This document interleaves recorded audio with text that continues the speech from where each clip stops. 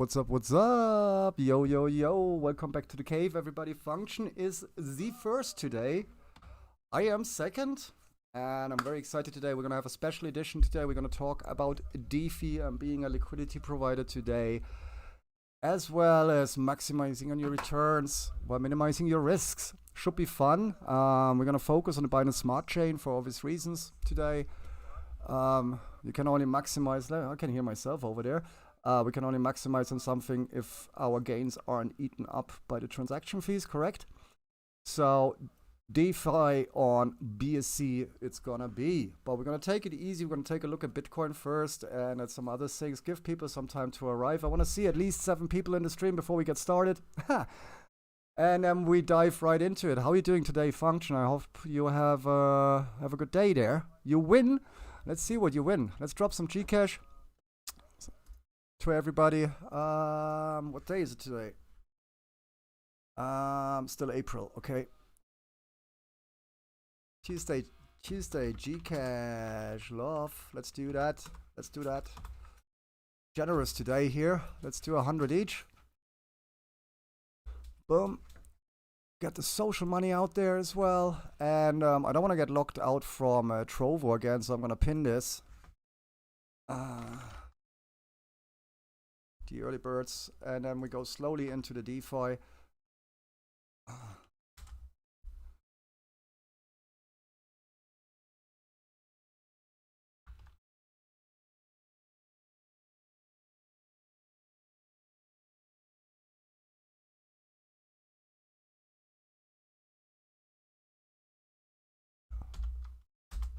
And there we go. Boom, boom, boom. Let's see if I can pin that.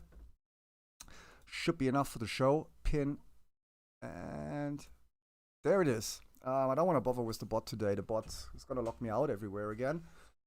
So yeah, what are you up to, Function? And let me bring up the stuff. We're going to obviously look at Pancake here with our LP. We're going to also look at Coffee with the LP. And we're gonna be looking, where else are we gonna be looking for?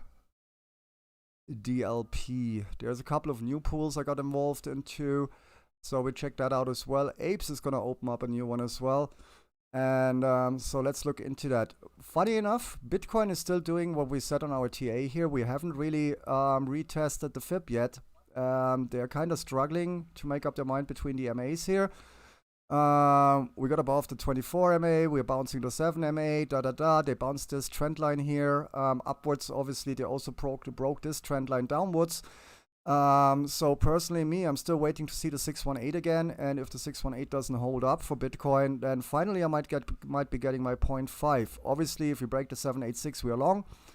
At the moment, as I like to call it, we're stuck in the middle. There isn't much to do. We already sold. As you remember yesterday, I sold up here. If you watched the show yesterday, I sold just about above 57k, and for 2k, I'm not going to FOMO buy back. I'm just buying back up here in case they break the FIB. But yeah, we're out of the market with the part we want to trade here anyway, and not that there's any money in there. We haven't got much money on the spare at the moment on Binance. Yo, Red in the house as well. How are you doing? Happy 420 as well. It's 420 day as well, everybody. So happy 420. It's Taco Tuesday as well. So that's a perfect alignment. The stars have aligned. It's 420 Taco Tuesday. You installed the CPU. That's awesome, man. I saw you posting about that on our Discord, man. Was being a bitch and was just getting black screen. Took it out and back in a bunch of times and dealing with drivers. You know the deal. What? Did you try turning it off and on? No. I hope you get that sorted, man. Your board is compatible with that GPU, right? I hope your board is compatible with that GPU. I know VC had some trouble as well getting his shit set up. It's sorted now. Well, that's awesome then. Oh, so we're gonna be playing awesome games again together. Did you see the events and the new free DLCs for Dying Light? I'm kinda fancy playing some Dying Light sometime this week. It opened up D2 on Ultra. I opened up Division 2 on Ultra and Cyberpunk. Nice one. How was Cyberpunk for you?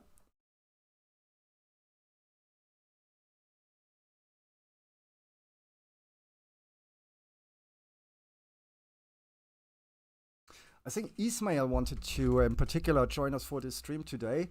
So let's see if he's coming in a minute as well. And let's see if I can get some focus on that camera. I'm looking like terrible. And then we start this off. Don't need a HD camera if I can't get HD, right? There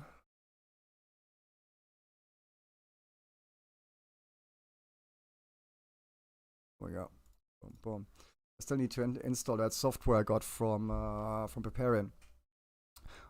But looks great, and it is so laggy now. Yeah, that's what it's all about. Had to go sleep. Just wanted to see if the graphics in the game. Ha, of course you did.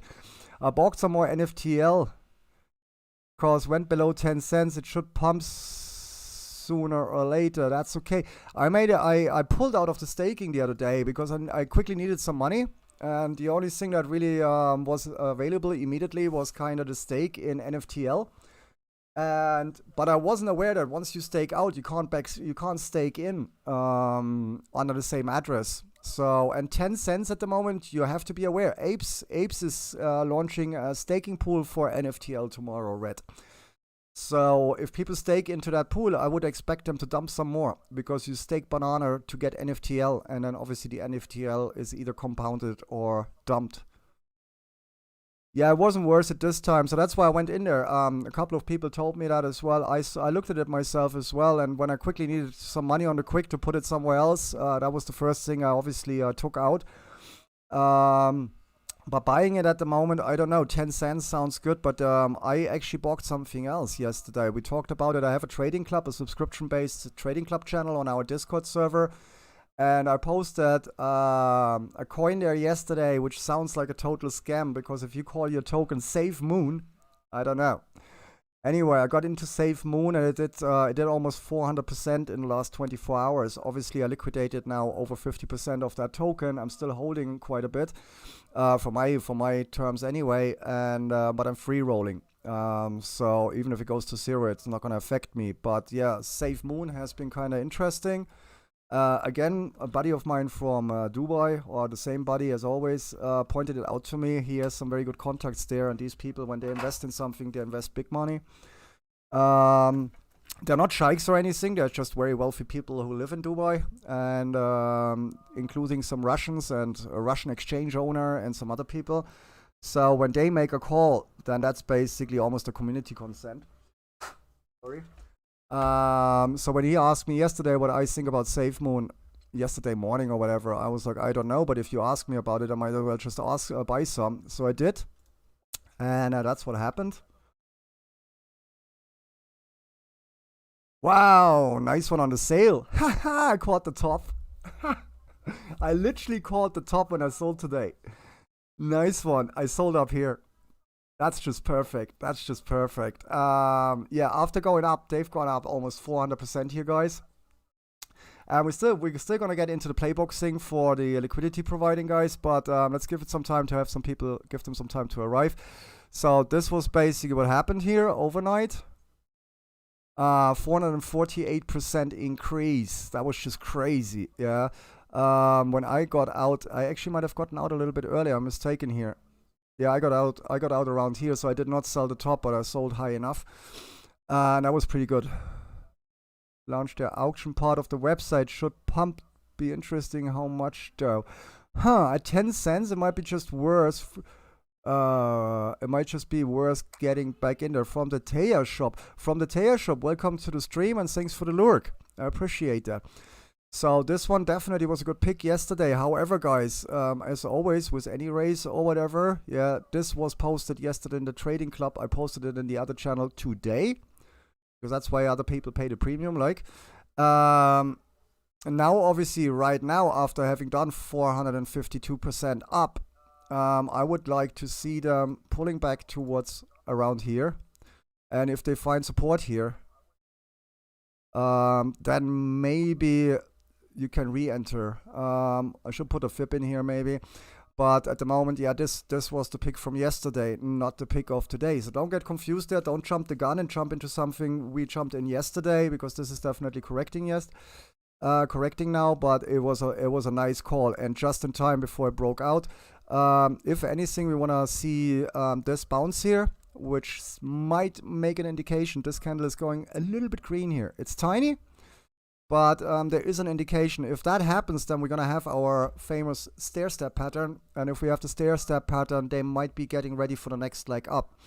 However, this token has huge supply, guys, like super huge supply. I think it's 1 billion, if not 1 trillion tokens. Well, I have to look at CoinMarketCap right now again.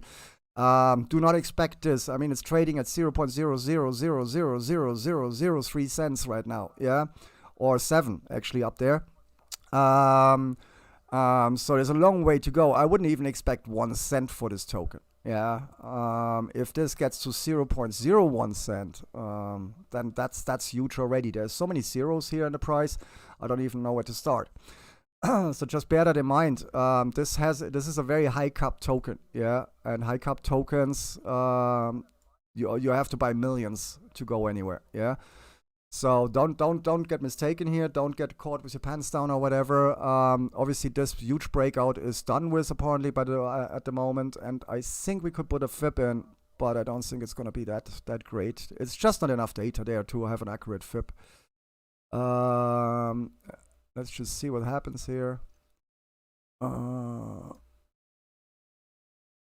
So this one, we'll put that up here.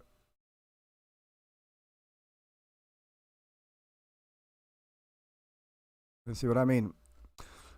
So we take this breakout, the most recent breakout, as always, which would put us around here. We take the top here, which puts us up here. And yeah, this is a tiny fib. There isn't a lot of chart data. If you want to trade this, guys, you might want to switch to the 15 minutes or the 30 minutes respectively. Then you might get a better picture there. But for me, right here, right now, I would say if you want to get in now, because I told you so, then do your own diligence, do your own TA, and see where you want to jump in. Like I said, I sold a couple of million tokens already. The rest is free rolling. So for me, basically, if they go back to where I entered, doesn't matter, because we already took the gains, right? Well, plus I noticed a lot of people still using VN's NFTL, only 500 holders for NFTL V2. Well, that's weird, no? I think it's because the Cybertime page, if you first go there, it doesn't automatically switch to version 2, right? I was there at the beginning as well, and I almost, because here, if you're on version 1 and you don't pay attention up there, there isn't really nothing down here. You know what I mean? Now, if you switch to version 2, obviously there isn't much there either, because we have to look at the farm. Sorry. The farm over here, you see down there, there is nothing below this 2 boxes. Now, if you switch to version 2, obviously, again on the farm, stop messing with me. There was something down there the other day. What? Has the mining ended? Because the mining was below, right?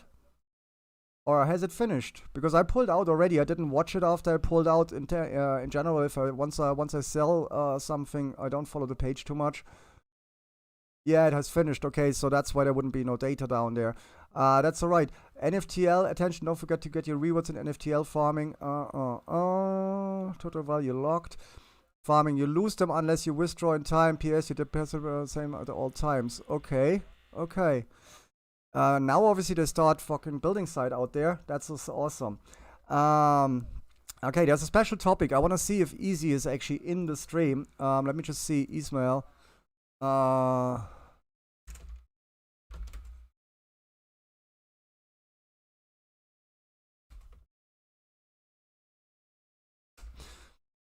Ismail is all my life friend from Germany. I went to school with this guy. He recently joined our Discord, guys, and he got involved in crypto around 2017, 2018, somewhere around there, and he's obviously eager to learn more. That's why he joined our Discord. So now he's been asking questions about LP staking and all that stuff. And just happens that over the last couple of days, more people have been asking me about being a liquidity provider and getting into LP and staking, compounding, and all that stuff. I'm excited for that fact, guys, because if we look at it, yeah, until not too long ago, being an LP provider, also in the legacy world, yeah, was something kind of more exclusive to brokerages, investment firms, people with very, very deep pockets, and in crypto as well. Obviously, LPs or Binance or whatever, they don't provide $100, they don't provide $1,000, they provide like $100 million liquidity. You know what I mean? So the same goes for Wall Street. Now, with the world of being an LP in the DEX space, in the decentralized finance, in the DeFi space, opening up the possibility for anyone with any amount of money getting involved in liquidity providing and in staking, obviously, opens up very, very new possibilities for everyone to, again, not just do well for themselves, but also benefit from it and make a good income. This is something newer. This has started this year or late last year with the hype of DeFi becoming a thing. And it's now actually evolved to a market where I'd say anybody can get involved. If you pick the right product, you have very low risk exposure versus immense gains or very lucrative gains. However, I see a lot of guys who just go into the staking pools, for example. Yeah, they just stake in here. where you say like, let's buy 10 cakes, stake them in there, get 98% return APR. Or on other pools, 358% APR, 120% APR, and that's all nice and good. Like, that's like we always say, don't get greedy. And if you invest in a solid product where you get a nice return, even if you just double your money within a year, if you put $100 in and you can take out $150 in 6 months' time, beats any legacy bank, beats any other investment plan you get from your banker or whatever. So even that is very lucrative. However, we have to consider that there is obviously also the actual liquidity pool themselves. That's where you provide the money that provides the liquidity for the actual token.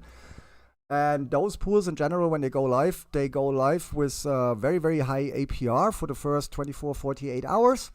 And then based on their multiplier, the DEX sets for the token. And then eventually, obviously, the multiplier is there to promote the initial liquidity launch, and then the multiplier is reduced to like 1x, 2x, or whatever, which then brings down the APR and obviously reduces your daily gains. As you can see, I'm currently providing some liquidity for ZGG, for HCN, and for Alpha. That's just on PancakeSwap. ZGG I started today, mainly because of a tweet I came across on Twitter. And I don't think I'm going to get any of these NFTs, but I might just get enough of the mixed token to actually do something with it. This is in cooperation with, let me just find it. Where was it? Cake set. Wow, they're doing so much all the time. They're very active. That's why I'm very confident in Cake. I have a lot of confidence in Cake built over the time, obviously, since they launched. There we go. Mixi is in high demand, and Mixi is basically, don't forget the price, about $280,000, but Mixi is the new pool they launched, the Mix pool, and that comes with, where is it? Cake, BGG, and Mix, which is done in cooperation with Chain Guardians. And Chain Guardians, let me just find the actual link for the Chain Guardians promotion, if they have that up there. Cake Burn, no. Where's the Chain Guardian? There it is. So I got into this today earlier on. PancakeSwap, Tiny World, there we go. Climb Chain Guardians PvP leaderboard. I just wanted to see the Mixi thingy. Let me just find it. I had that ready earlier. Mixi versus Whale, the Chain Guardians. But they had a link actually directly to the Chain Guardians thingy.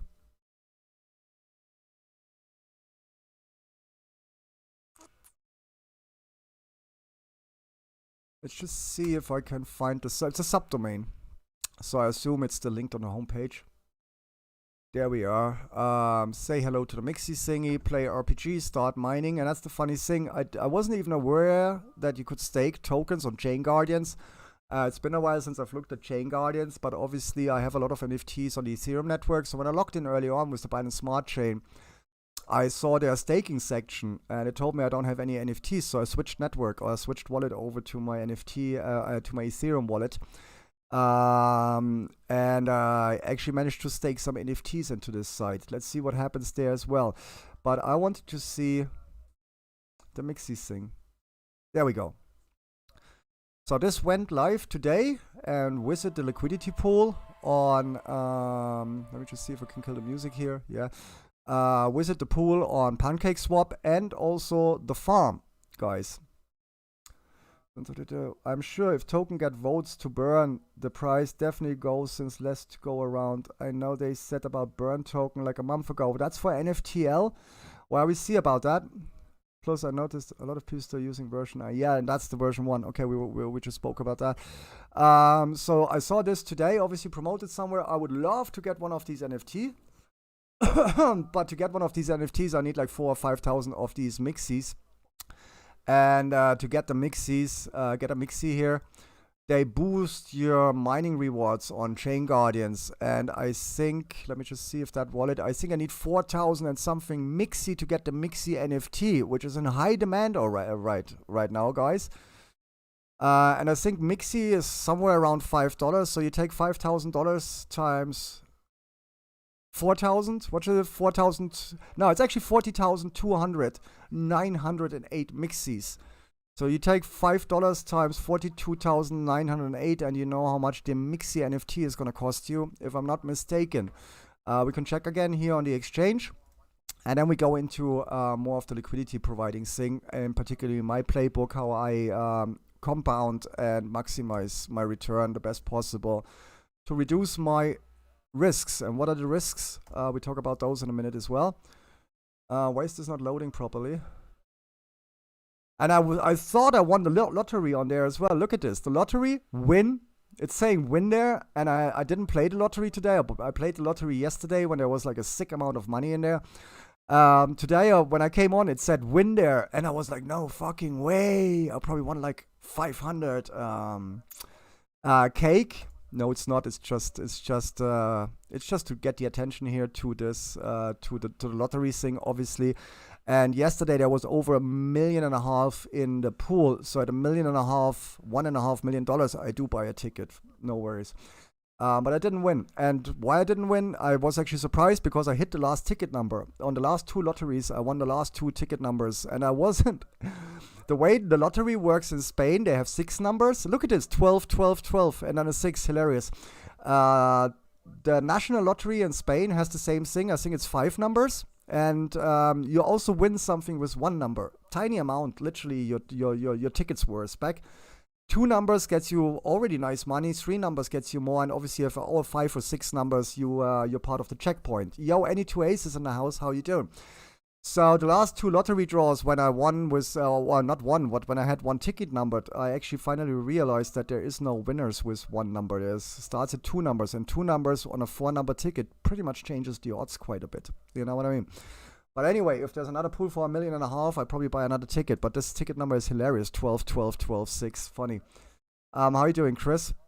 So let's just quickly check again on the mix price here and then talk about the playbook. Mix should be added already. And if we were to change mix for USDT right now, you'd see that we have 1 mix would cost. Come on.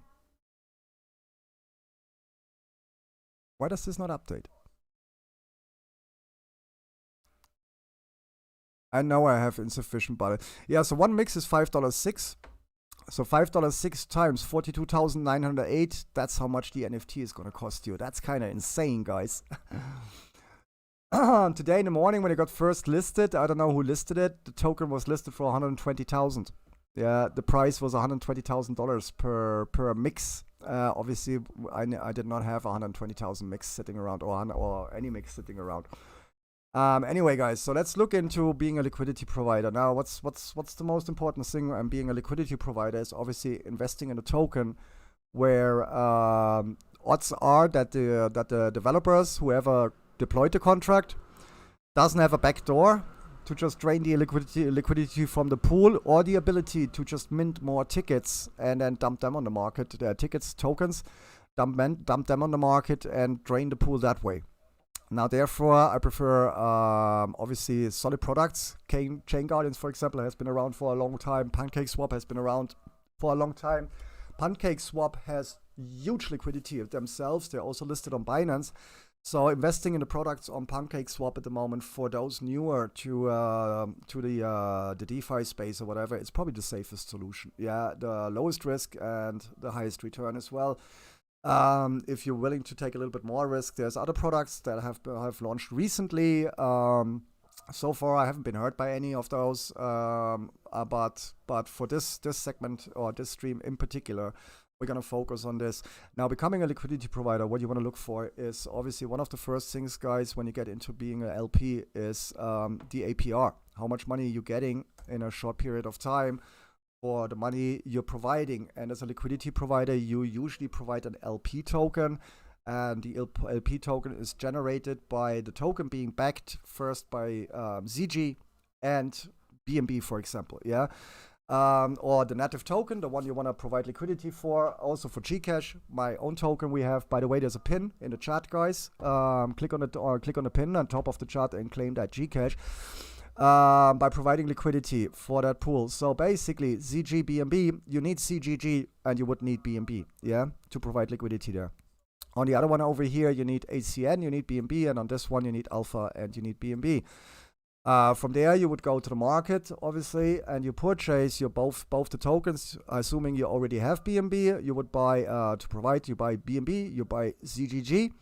Let's say I'm out of everything, guys, and Binance temporarily and occasionally since the last 24 hours disabling withdrawals hasn't really helped in funding this wallet anymore. I was gonna put more in. But you can see right now here, for example, if you were to provide 0.4 liquidity for CGG, you'd want to buy about 10.3 for BNP for CGG from the market. You then want to provide 0.04 BNB. You get your liquidity provider token and then return to the farm. You return to the farm and you add it to over here. And it starts compounding, it starts generating your interest. Now, what do you do with the interest? Because tokens that launch newly, CGG isn't that new, but tokens that launch new to the market, you always have to see, has there been a pre-sale, for example, for such a token? Yeah, if there has been a pre-sale and it pumps a little bit when it goes to the market, there's a good chance that some of the people who acquired the token during the pre-sale will then try to recover some of their investment, if not all of it. Pretty much what I did to SafeMoon, yeah. And therefore, in general, after an initial pump of a new token, newly listed token, you will see a sell-off. Now, if you're providing liquidity and the token is sold off, that's obviously damaging. First of all, you bought the token possibly more expensive, yeah, than the current price. And if people just keep on dumping the token, chances are that your liquidity token becomes worthless or diminishes in value. And then eventually when you withdraw it from the farm and you swap it back to that native token and your BNB, if the token value is lower, you lost money there. And if a lot of liquidity has been drained, you lost that percentage in there as well as part of your BNB and in this case CGG, for example. So you're losing a little bit of money. If the token pumps, then you're probably good. But if it pumps and the APR still is at like 300-400% or whatever, in this case 712, 704, this is coming down now though, guys. You would see obviously, this is by the way, this is the second account. You would see that the percentage, which was 1100% last night, is now down already to like 703% on this one. So there's 400% APR already gone. Today in the morning I compounded, and this is one very, very important aspect on newly provided LP, guys. Yeah, when you just jump in and you provide that LP token, let's say a token gets listed, and the LP pool, maybe for the first 12-24 hours, gives you 1200% APR. Yeah. What do you do with that money? You get back. In this case, here we get, what do I get back here? Harvest cake. In this case, we get cake. What do you do with the cake? You get a 1200%. Yeah. And the answer is quite easy. There's two things you can do. You can dump that, get some money back, or you stake it from the farm directly into the pool of the token in question. In this case, for me, that would be over here, ZGG. I should be, anything I'm getting from that pool right now or from that farm right now as part of my LP rewards should be really going into ZGG over there, yeah. The idea is to hedge here a little bit in the price difference, yeah. But however, ZGG I'm not really interested in. Cake is down to 98%. Hacker pool, I looked at the website, doesn't really tinker my wiener. ZGG is at 99%, but Mix, which is performing very well, un momentito, which is performing very well, that doesn't have an APR next to it, but I want Mix, so anything that's compounded out of CGG at the moment goes right into the Mix pool. I have to get that really quick, guys. I'll be back in a second.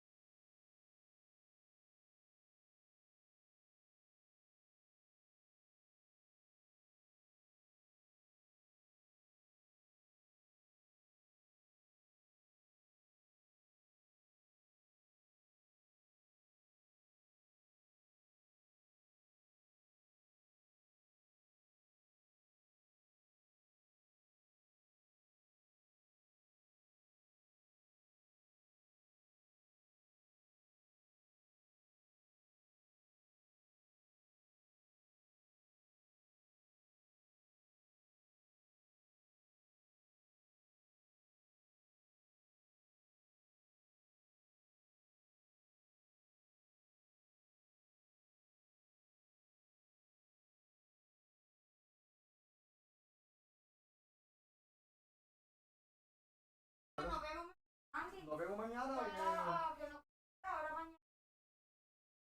Me la hace la cosa. Ah, okay.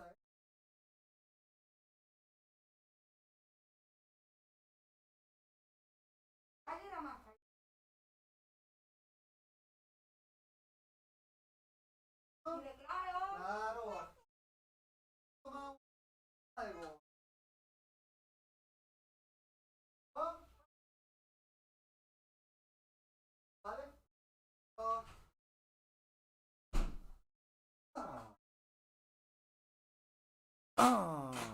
Hell yeah. Sorry, guys.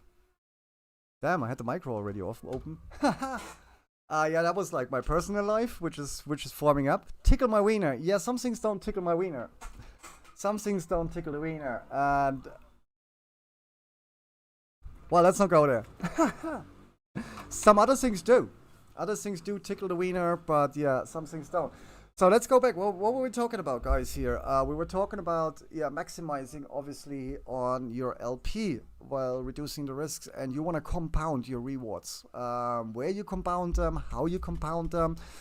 If something launches new, I prefer, usually I compound my rewards into the native token of the LP. Recently that was HCN, Alpha, Pearl Pool.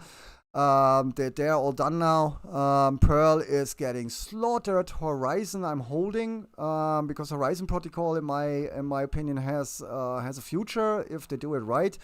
So I'm expecting the price to go up. So whatever I'm getting from Horizon, I'm keeping that at the moment. Alpha Pool, the alpaca game. There's nothing staked at the moment. I took out all my stakes everywhere, guys. Fucking hell. So I have to restake into Alpha as well, but I'm waiting for Binance to actually process my withdrawals again. I bought more cake earlier on when it dipped a little bit, somewhere down here. It's not on there right now.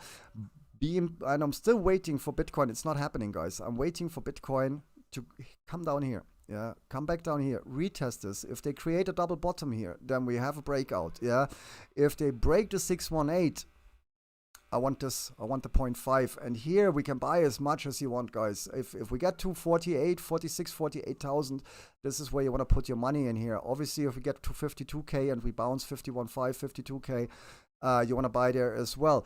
Cake, however, guys, just to make that, to show you that, Cake has been kind of running a bit against the stream. It's up 11% today. That's why I made my decisions very hard to buy and to sell Cake today. I sold Cake yesterday, then I bought back and everything. I missed the dip to 21. I'm not really a fan of buying more Cake at 25. But it's seriously pumping at the moment, guys. So greatest opportunity was obviously yesterday 19. But this is not flying along with Bitcoin at the moment, guys. This is actually a little bit detached. So that's looking very good. And if they don't bounce here, you might even see a long opportunity here for Cake. But remember, they might as well just bounce the all-time high. So overall, this was the buying point down here, the 0.5, just $19. I got some more yesterday at 22.50, 22.25. That's where I bought. So even that's good because they got up 10% already. There's no harm done. Buying at 25 right now with the all-time high at 28 not being that far away. I don't know. That's, you have to decide for yourself. I can't buy anymore here at the moment. You know what I mean? But I would like more Cake. Anyway, so want to make sure that success that's actually sinks in, guys. If you're an LP provider, you're not only providing the LP, and that's very important. Yeah, you have to do something with your rewards. Again, if the token is mooning, you might want to sell whatever you get as an LP reward and invest that somewhere else. But me personally, at the moment, I'd say stake it back in, unless you have a loser like Pearl. Then you probably want to get rid of it and even get out of the LP pool and put that somewhere else. Pearl, for me, I closed it down because Pearl, for me, I mean, I got in when it got listed. Yeah. So I got in very, very cheap. But even that didn't fly. Not in particular because Pearl is getting slaughtered. And this is where Pearl's at. You know what I mean? It's at 12 cent now, so even me getting in somewhere around 20 cents, 21 cents, that wasn't really that productive. So you might want to pick up some if you think you want to get involved in Pearl now this low. See what happens here if they find support at this level here, which is very possible. Um, then maybe 14 cents is something where you want to get invested in Pearl. If they go back to 24, 25 cents, this might be the pre-sale sell-off, the one I just spoke about earlier on. You might even get interested in providing LP here for Pearl, because at 12 cents, get some, stake that into Pancake Swap. If it goes lower, I don't know if that can go lower. You know what I mean? But the chart isn't looking really that nice, guys. I'm also staking now. Mistake by Preparing, or the fold goes to Preparing again. I'm staking Mist as well. I'm providing LP for Mist, but that's some coffee swap. We look at that in a moment. That has been performing all right as well. We get Brew in return, obviously. And Brew, for me, those who've been watching the show, it's a token that still has huge potential if they don't fold on us. Brew has been, did they just say 100% up? Wait, what? No, Brew is still around $4. As you can see, but this has more of a real chart pattern here. If we want to do a quick one here, I would do something like this and this. No, I would actually do it the other way around. I would do something like, I hate this. I hate this so much. Hang on.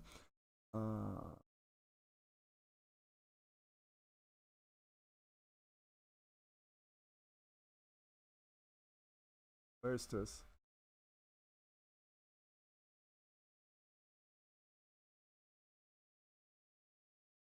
Boom. I would let it look something like this here. And oh, look at this. This looks nice. You see how they bounce the fibs here? That's actually quite nice. For a quick draw, that's not bad. Can work with that. Yeah, I would probably take this low and obviously the all-time high here. And we take a quick look here. Obviously, we need more, but look at this. This is a perfect bounce. And therefore, Brew is still looking good. Brew, I've been staking for a while before I got into LP on Brew as well. Brew has been, in general, kind of good to me because Brew, if we look over here, the pool, the coffee pool is staking alright. The only thing I haven't checked out yet, I'll put my head around, is the smart vaults. The smart vaults I have to look into. I would assume you'll commit and lock the money for some time. But yeah, we're staking here still at 280%. That's gone down. That was over 300. The mist pool is only at 143. As you can see, I haven't staked anything in yet, but I authorized it. And the Nautilus pool is still at 362, guys. 362. Very nice pool. Yeah, get in there because Nautilus hasn't been performing that bad. But I can't look at the tokens. It's 5% up today. So Nautilus, as you can see, Nautilus is bouncing here. They bounced around here. If they push up again to $5 or $6, then staking Nautilus definitely worth it. Stake it, hodl it for now. Brew staking, and let's look at the farm here. How the farm has been performing for us. I compounded, or I claimed today in the morning. There we go. So since the morning, this has generated another 0.198. And over there, the Mist BNB has created another 0.02 or 0.208.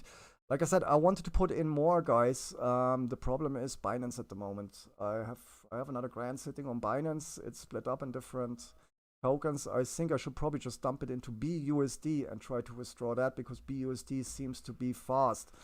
Some of the other tokens at the moment, they enable withdrawals, they disable withdrawals, they enable withdrawals again. So that's a bit of a bummer here. Another thing I want to point out as well, because we're obviously talking about maximizing your returns when you're an LP provider. If you think you have to compound every 12 hours because you gained $1.15 or whatever from your LP and you want to stake that, you're basically cutting yourself. Yeah, with cutting yourself, I mean, transactions on the Binance Smart Chain, they're not that expensive, but it makes no sense to push in a BNB transaction where you pay solid BNB for it. Every time you got like 50 cents or $1 or whatever ready to compound or to claim or whatever.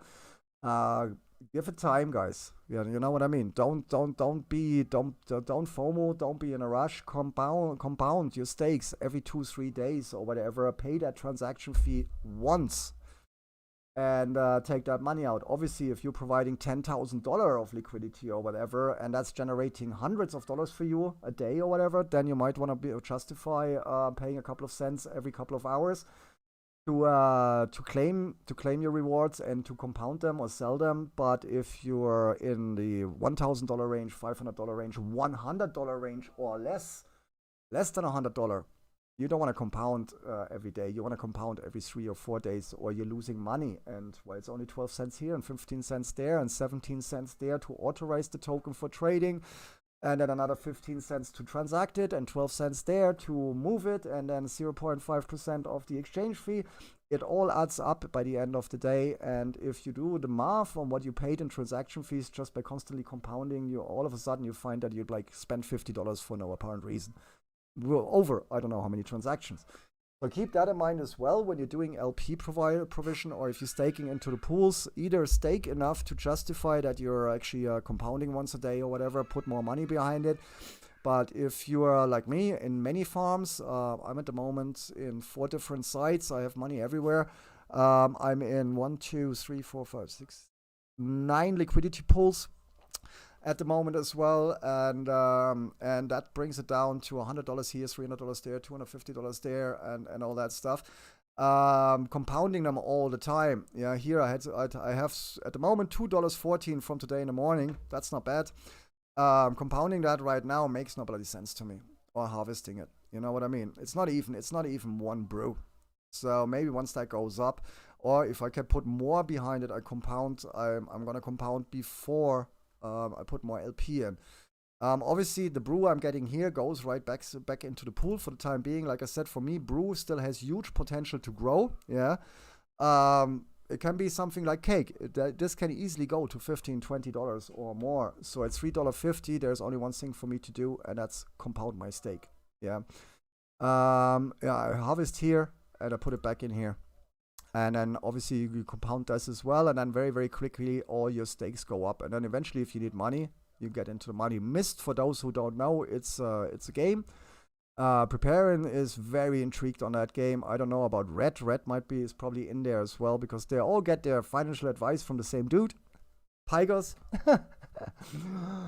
and therefore, I assume that if Preparing is there, I think Red is probably there as well, and I'm there as well because Preparing is there. That's how it goes. If not, this one actually yesterday when went live, when Mist went live, I would have missed that completely. For the other pools, guys, ApeSwap is gonna introduce NFTL. Red was talking about NFTL earlier. It's at 10 cents at the moment. Now, if NFTL has been trashed that heavily already on the market, I'm not sure what a staking pool is gonna do to it. Yeah, unless they token burn, like Red pointed out. But if it comes up as a staking token now, guys, look at this. I mean, this is below low and low and low. 10 cents at the moment. It broke that low over here as well. Let me see the 4-hour here. Yeah, I don't know.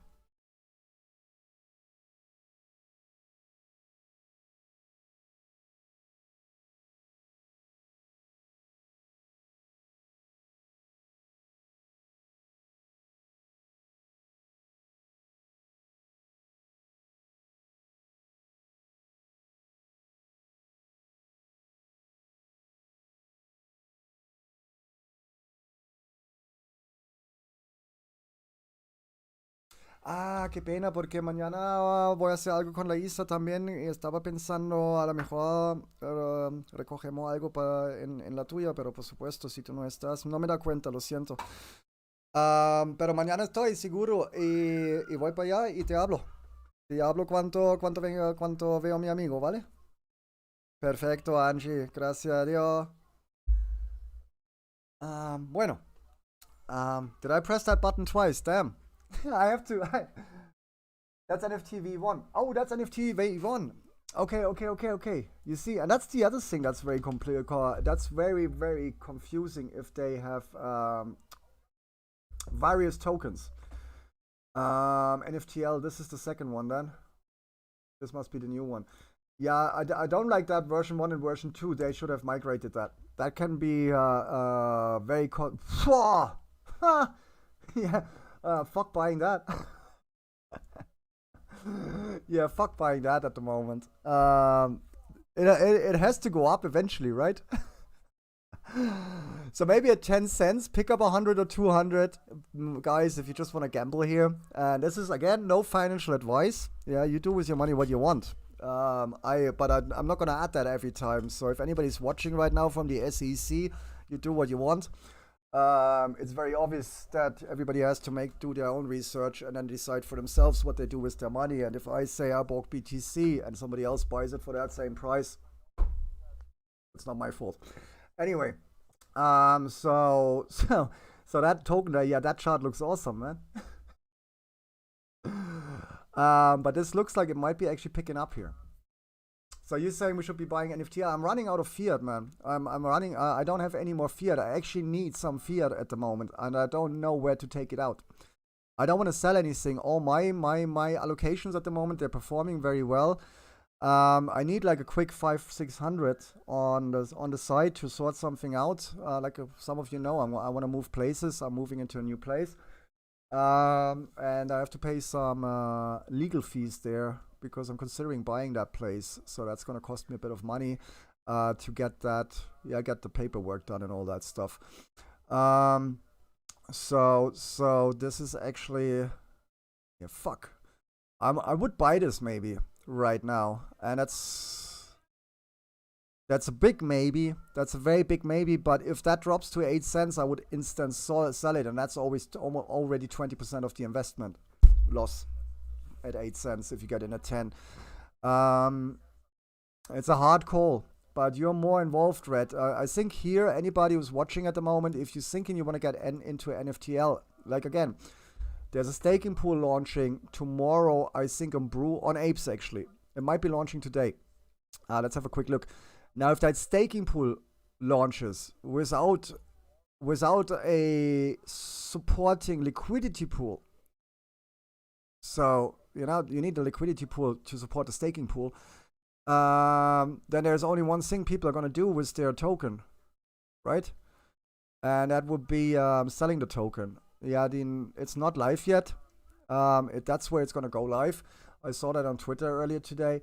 So unless they do the token burn, still risk. Oh yeah, it's absolutely a risk investment. Don't be mistaken there, because yeah, even if this goes up now, like, you're more involved in NFTL. I'd have to read up now. I'd have to do my diligence. I'd have to read up. You mentioned the token burn.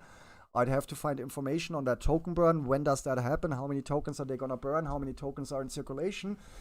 How many tokens are going to be committed to the staking pool on Apes, obviously? What percentage of the circulating supply is going to be the staking pool? Blah, blah, blah, and so on. And then I could make an educated decision if I want to be here at 10 or 11 cents, buy NFTL, because you said they're going to launch a marketplace and all that stuff. Don't think been vote for it yet. There hasn't been a vote for it yet. Yeah, so we'd have to look into all these things before we say we buy into a chart like this. Yeah.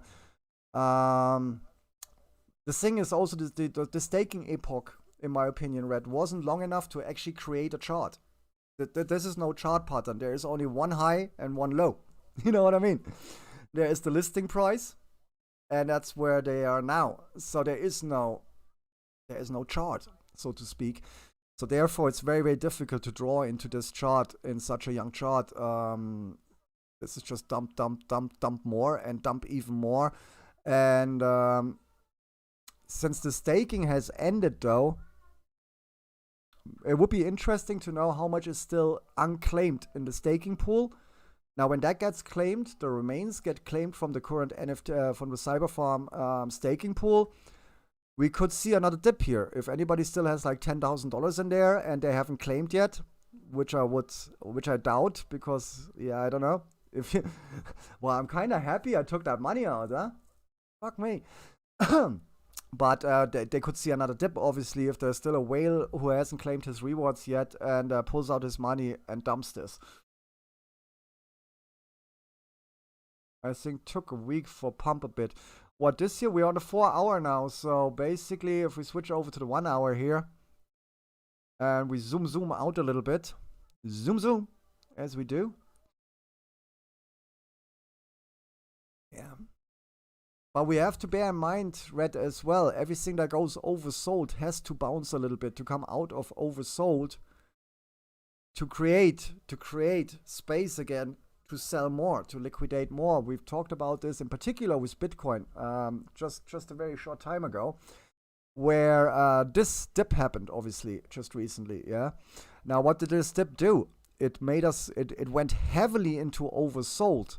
Now, what Bitcoin has to do, even if the whales, the market wants to liquidate another $1 billion or whatever, they can't liquidate into this. Why? Because you'd be stupid. You'd be stupid. If Bitcoin already dropped, let's get the numbers right here for this show. If Bitcoin has already dumped 15, 20%, yeah, and bounces here, you as the person or the market or the company or whoever is liquidating, yeah, or the bots and everything else, you'll be stupid if you continue liquidating because you're losing gains, right? You bought somewhere down here, you bought at the 382, you bought at the 0.5, you're going up, you take the gains, and then eventually you trigger your profit take, and the profit take moves the market, we go down 20%. Now what happens? We're oversold. You don't keep selling in an oversold market because first of all, the natural reaction of the market is going to kick in. The Fibonacci meets the overbought. What happens? They buy.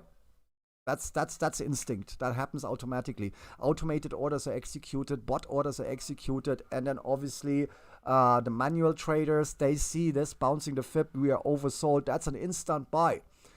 So that's where the liquidation ends. Plus, there is no more tokens further down. So if there is no more Bitcoin, if they liquidate another $1 billion into this, we end up somewhere around $35,000, and the market doesn't do that.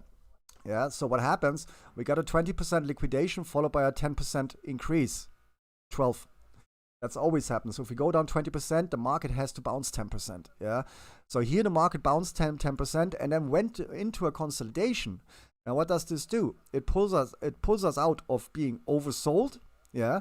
Brings the RSI up, brings the market up, but it also brings buy orders back into the book. And if you want to liquidate a lot of money, what do you need on the book? You need buy orders. You can't, yo, preparing in the house, how are you doing? I read that in a second, preparing, 1 second. Attention, don't forget to get your rewards. Yeah, right, yeah, I've seen that. But thanks for sharing that. I'm out long time ago, I needed that money. So what does the market do? We go into oversold, yeah, automated orders, blah, blah, blah, everything gets triggered. Obviously me, I balked as well. And then the market has to come out of this overbought. We have to fill the order book again. We need to create demand to sell more supply. No demand, we are selling into an empty order book. And an empty order book very, very quickly, if we switch to 100, yeah, 100 coins here. Right now, if somebody drops $1 billion, that would pretty much take us down to approximately...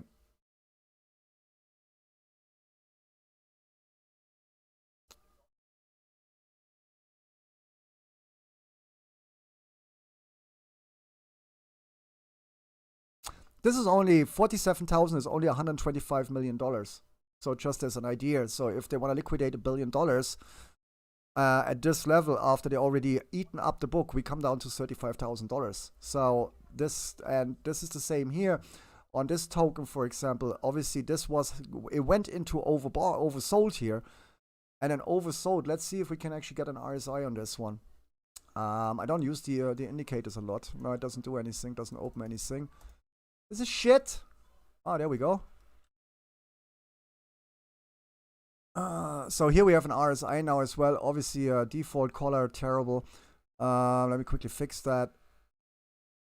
So, boom, here we have the RSI now on NFTL. And you can see exactly what happened here. Yeah, with each of these dumps, in particular this dump here, from the 18th, from the 17th, 18th, same thing. It got dumped. It went heavily oversold. And here's the immediate market reaction. It was immediately picked up. Yeah. Now, it comes out on the RSI. Here, it almost went just about to overbought. That's the 1 hour. Yeah. Which then opened up the possibility here for another liquidation. Now, the interesting thing would be here, how much volume. You see the volume. There we go. No volume. But steady increase, bit by bit, little buys. And then here with that volume, huge liquidation. So if somebody is still holding a vast amount, obviously, of NFTL at the moment, and he's been staking that for the epoch and somewhere up here or whatever, that person with a good stake or whatever, he'd be silly to dump $10,000 here right now at 10 cents. The better thing you can do here right now is let the market breathe. Let the average trader think, yeah, hey, look at this, we're going up. Create a bull trap, let it run. Let the market run. Bitcoin did that yesterday as well. They let the market run and then they sold again. Let the market run. Let the market do its thing.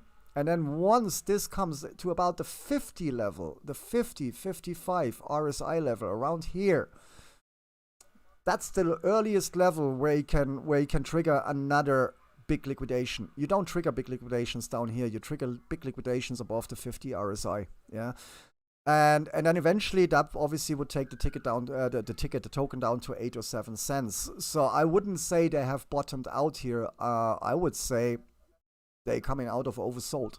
That's what I'm saying. What can very much happen here, however, is that this is really the bottom.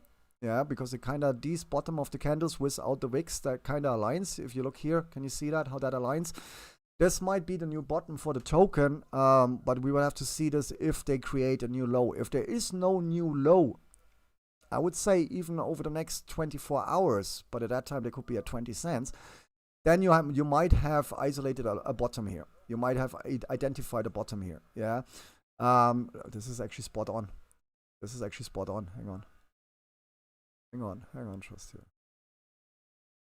This might be the bottom. But again, guys, like I said earlier on, I have not traded this actively. I have not watched this every day. Yeah, so don't take my word for this here. But look how perfectly this actually, including the wick, bounced. Yeah. So this 9.1 cents might represent the low for this token, at least for the time being. So if I was to buy this right now at 10.5 cents, this would be my stop loss. Definitely. And that's a big stop loss because it doesn't sound much, but I would just go below 9 cents here, somewhere 8.8 cents, 8.7 cents. So from 10.4 to 8.8, that's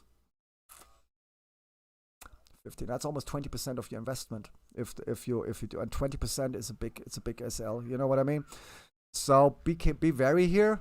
But it's very possible that we actually see a bottom here. If that's the new bottom, if they ever dip back to this, I don't see a proper chart pattern. I don't see an upward trend. So it makes it very hard for me here to actually predict anything.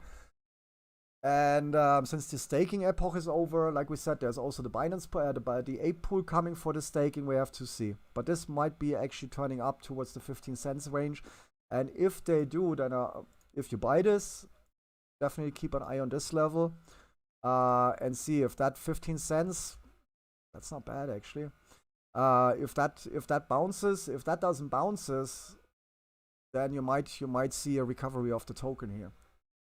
But that's just my opinion, guys. Obviously, do your own TA, do your own diligence, and like I said, Preparin and Red, for example, they've been playing with NFTL a lot longer. They're a lot closer to the Twitter, to the news, and all the announcements than I am. They might not agree, but me personally, with the information I have at hand and the way this chart has been going up to now, and because I'm out of fiat as well, I'm not gonna enter here. It looks tasty, but obviously you wanted to get in as close as possible to the bottom to reduce your stop loss exposure. And like I said, on 10.5 cents with a stop loss around 0.85 or 8.5 cents, 10.5, 8.5, that's almost 20%. That makes it difficult for me to justify to get in there. You know what I mean? Anyway, what else can we talk about? I actually did the first segment of the show for a particular person today, and it was very important to me to talk about LP and the compounding, because the compounding is what many people missing out when providing LP. And that's such an important part. You have to do something with the rewards, not just sell them. Well, you can sell them, obviously, but you have to have a plan as an LP. You have to have a plan. You have to have a playbook. And my playbook there is obviously claiming the rewards and restaking them, or if the token is moving, stake half, sell half, whatever. And then obviously once the rewards go down on that particular LP token, find yourself a new LP pool. Yeah, it's 90%, 100% LP reward. Doesn't really do anything. Something else here, because some of you are playing Alien Worlds as well. Guys, I'm getting more TLM from a common land parcel than I'm getting from what I've been mining before, and I only have to wait 15 minutes. So that's ridiculous. I'm currently mining here. I'm currently mining on this Sandyland 1.1. I've been mining for 3 days. I've been mining 3 days flat on here. 2.2 mining ease. No, 2.2 TLM ease. 2.2 luck. Yeah. With only 5%. And I was getting the same amount, 0.5 to 0.9 TLM for mining on there. Not a single NFT drop. Yeah. Today I switched to this parcel today in the morning. I'm getting the same money almost. I can click, and the funny thing is, guys, this has only a 1.2 multiplier. The other one has a 3 times 3 multiplier. So here between attempts, I have to wait for 15 minutes. On the other land, I have to wait 45 minutes. Here I'm getting between 0.3 and 0.7, 0.8 TLM per click. On the other one, I was getting 0.5 to 1. Yeah. So in that 45 minutes, I can do this 3 times versus the other thing 1 time, and it already dropped me a $3 NFT. So I'm having better returns on this sandy desert than I'm having on a mountain plot, which is kind of kinky. As I just thought, I pointed out so you guys can play around with these things a little bit as well. And yeah, my mining revenue for the last 3 days, 26.93, nothing to write home about. I was hoping to get to 100 within the week, but doesn't look like. I think the mining rewards have gone down. So yeah, what I might be doing though, I might be quickly picking up a couple of 100 TLM from the market. Well, not a couple of 102 to be precise. Send them over to my wallet, get the 26.93 out of the wallet in addition with the 100, and sell that, because you have to move 100 through the bridge, right? And but 26 times 30 cents is also nothing to write home about. That's like $6. But hey, passive clicking made me another $6 today or this week. So yeah, never mind. And I got some sick drops today as well on my atomic, across my atomic hut. But we look at that in a moment. Does anybody have any more questions about LP, function, easy, Ismail? If you're there, ask me. Anybody else in chat right now? Prepare in red, they all know this shit, yeah? Any 2 Aces knows that stuff as well, but since I've been asked by DM and on Twitter and everywhere about LP and DEX staking and all that stuff, now is the time. Now is the time. Ask me, AMA. If not, then I assume you all know everything already, like we all do, and we move on a little bit. But if there's anything in you haven't understood in the strategy here, please let me know, because it's very important to me. I don't like seeing any of my guys on Discord losing any kind of money. We're not in the game to lose money. Preparing, what are you doing at the moment? You gonna drop a link on me to make me spend money again for things I don't really need? How has what happened to your stream yesterday, Preparing, while we're talking about that? You had technical issues yesterday?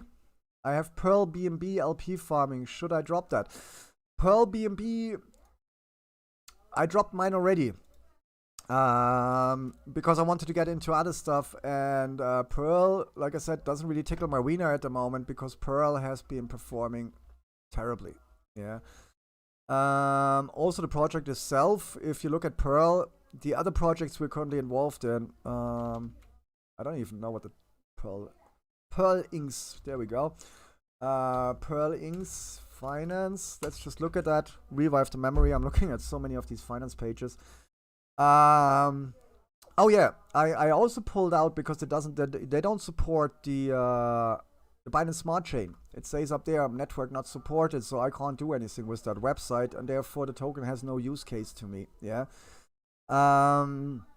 So me personally, I would say pull out. They gave up after an hour. Wow. But that's weird though. They must have been on Facebook's side, right? It must have been on Facebook's part, because I know you and you know your shit, and it comes as a surprise that your stuff keeps freezing. I assume it wasn't the game. But yeah, guys, I can't do anything with that token. I jumped in at the beginning on the liquidity providing for Pearl because it had a very good return. That multiplier was removed after, I think, just 24 hours on Pancake. And then I looked at the chart. The chart didn't really do much for me either. And if I'm not mistaken, let me just make sure I'm not lying here. Let me just check my wallet here. I thought I kept some Pearl, but I might be mistaken. So many tokens going through that wallet at the moment. Now Pearl is at 0. Horizon. I still have Horizon because I took some Horizon out as well, but only 30% of my Horizon LP. This at the moment, what I would do if I was you, Function, because I assume you bought Pearl a little bit more expensive than 14 cents. If you got it at 14 cents to provide the LP, then you're probably good.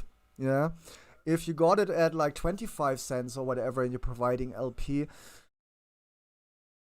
I'd consider, and this is exactly where the reward staking comes into place. You need to hedge against cases like this. That's very important. So the cake you got, if you staked it into the HCN pool and you got rewards for that, you could now sell those rewards as well, and maybe hedge whatever you lost between 20 cents and 14 cents on the Pearl side, obviously. Which then obviously means that the provision there for that particular LP wasn't that profitable for you. I pulled out when I saw this going down already around here somewhere. I'd have to check, and that's something I really wish those DEXs had. I would like to see the DEXs seeing one of these pages having a proper transaction history. You know, like any exchange where you can see the buy, the sales, because sometimes by the end of the day, I have no fucking idea what I sold at and what I bought and what I sold, and let alone 2 days later. So I have this little notebook now where I write down what I buy and what I sell.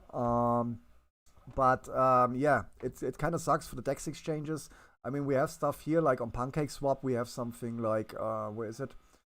On PancakeSwap we have this, which is nice. Yeah, you see, I did a lot of shit there today and yesterday. But that's not a transaction history, because then it removes and add, but it doesn't really tell me how much that is in US dollars and all that stuff. So proper transaction history, or an aggregator that shows you what you've transacted in proper transactions, that would be nice. Similar, obviously, to whatever we have here. You know, I need something like this, guys. You know what I mean? That would be nice. But unfortunately, I haven't found one. If one of you knows a site like this where I can see my buys and my sales of all the DEXs, that would be awesome. I make it up to you.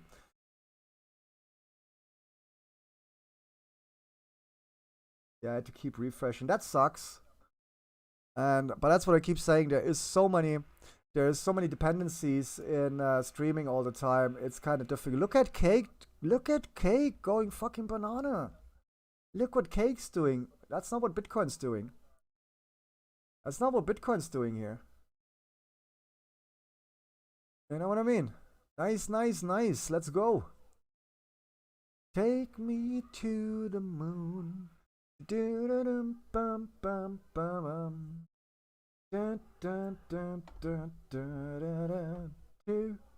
Jupiter and Mars. In other words, I love you. In other words. Dun, dun, dun.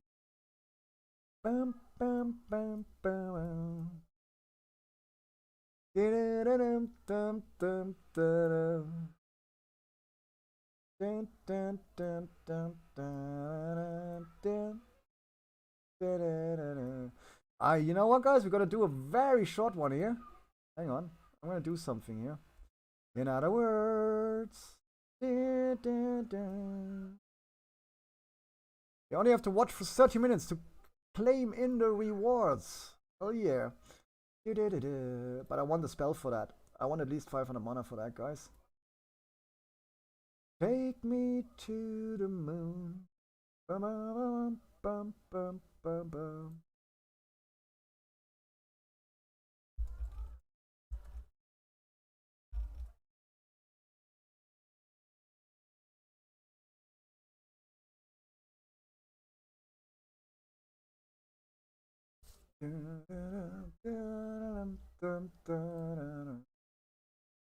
In other words,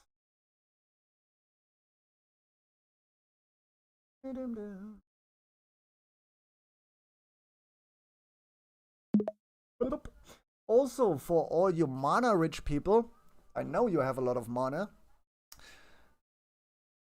Who dropped that on me yesterday? Ramnir Efficient dropped over 7,000 mana on me yesterday, guys, and you know what that means. You know what that means. We want a rocket this week, because I cannot have you guys dropping mana on me and then I don't get anything out of it. And you spend your mana. That makes no sense, right? So either use your mana to get into all the different chests and stuff on Trovo, or gimme your fucking mana. I'm entitled. There we go. Because we're at 12,800 or 50,000. So don't go super crazy, everybody. There we go. Don't go super crazy. Hell yeah, I'm doing the ice cream dance. Don't go super crazy, guys, but I appreciate the mana, because it'd be a shame if we get 13,300 manas, let them go to waste. That'd be unfortunate. And I don't want Drum to give me 7,000 mana and they just get burned. Yo, that's real money there. That's real money. Thanks for the hype, Chris. I appreciate you. Thank you very much. And whoa, there we go. There's another. What? That's a 1,000. Is that 1,000 mana? Yeah, that's 1,000 mana. Nice. Thank you. But yeah, bear that in mind, guys. When you do have mana, don't waste it on me. Just like, you know, on a Sunday night or whatever, and whatever. Or don't just dump it. Cake is about to go overborked here, by the way, guys. That should be interesting in a minute. Don't just waste it to me. But if we do chase a rocket, that's the one time a week I do appreciate your mana, so we can get there.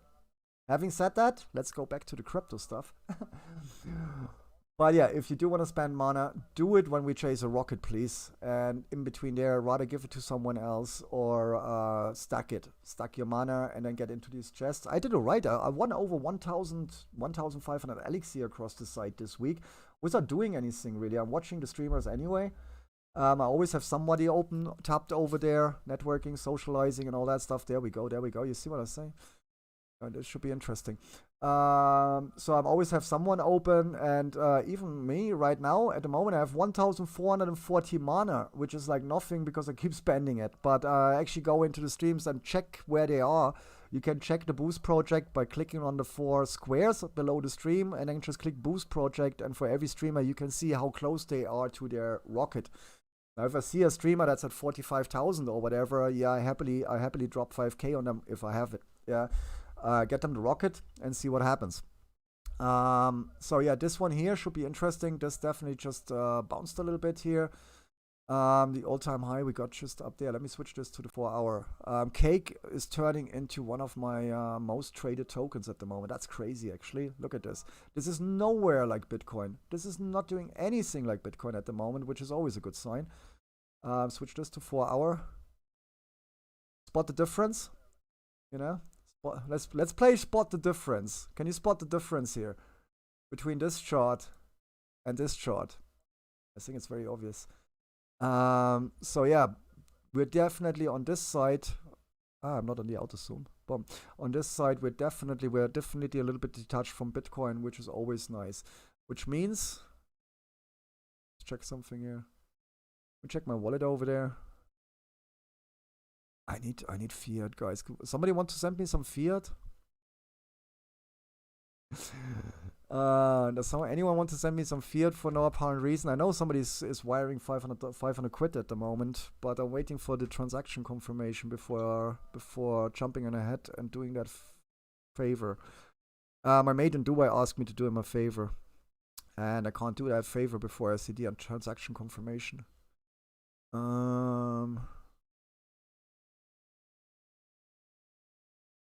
Yeah, no, not yet. Right. Okay.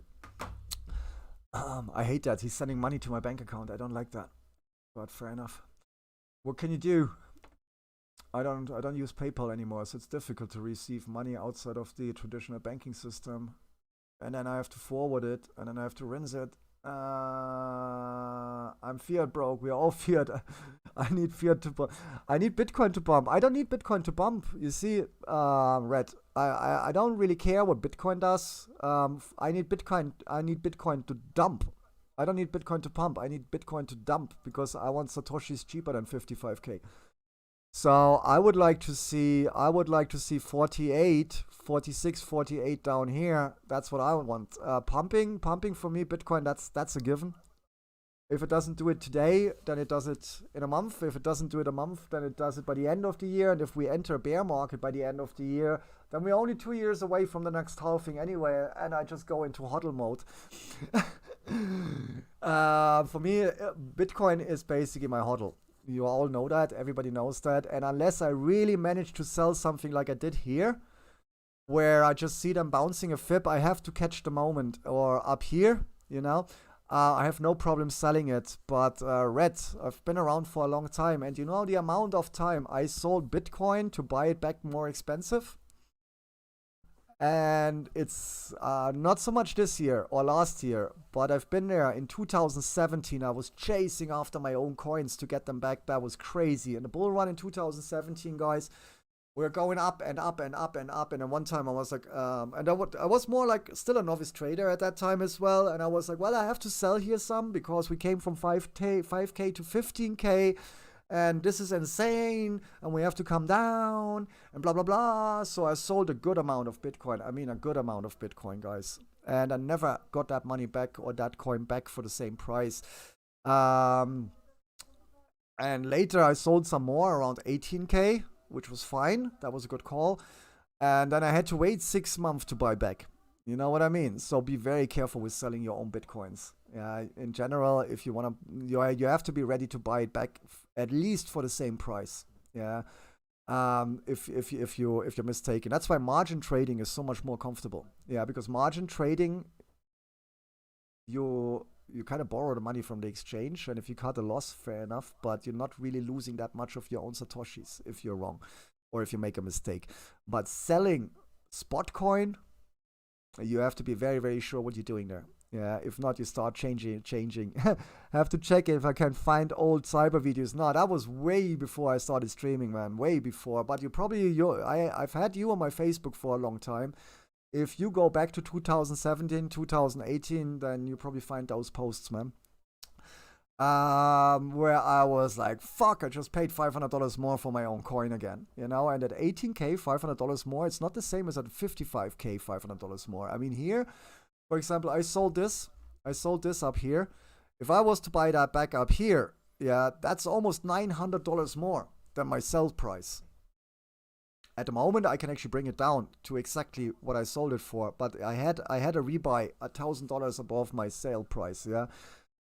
$1,000 sounds like a lot, but $1,000 at $56,000 is nothing. It's not even 1%. You know what I mean? It's like, what, 1%? Not even that. Yeah, it's less. 56,000, so 56,000. 5,600 is it's 5%. No, it's 10%. 5,600 is 10%.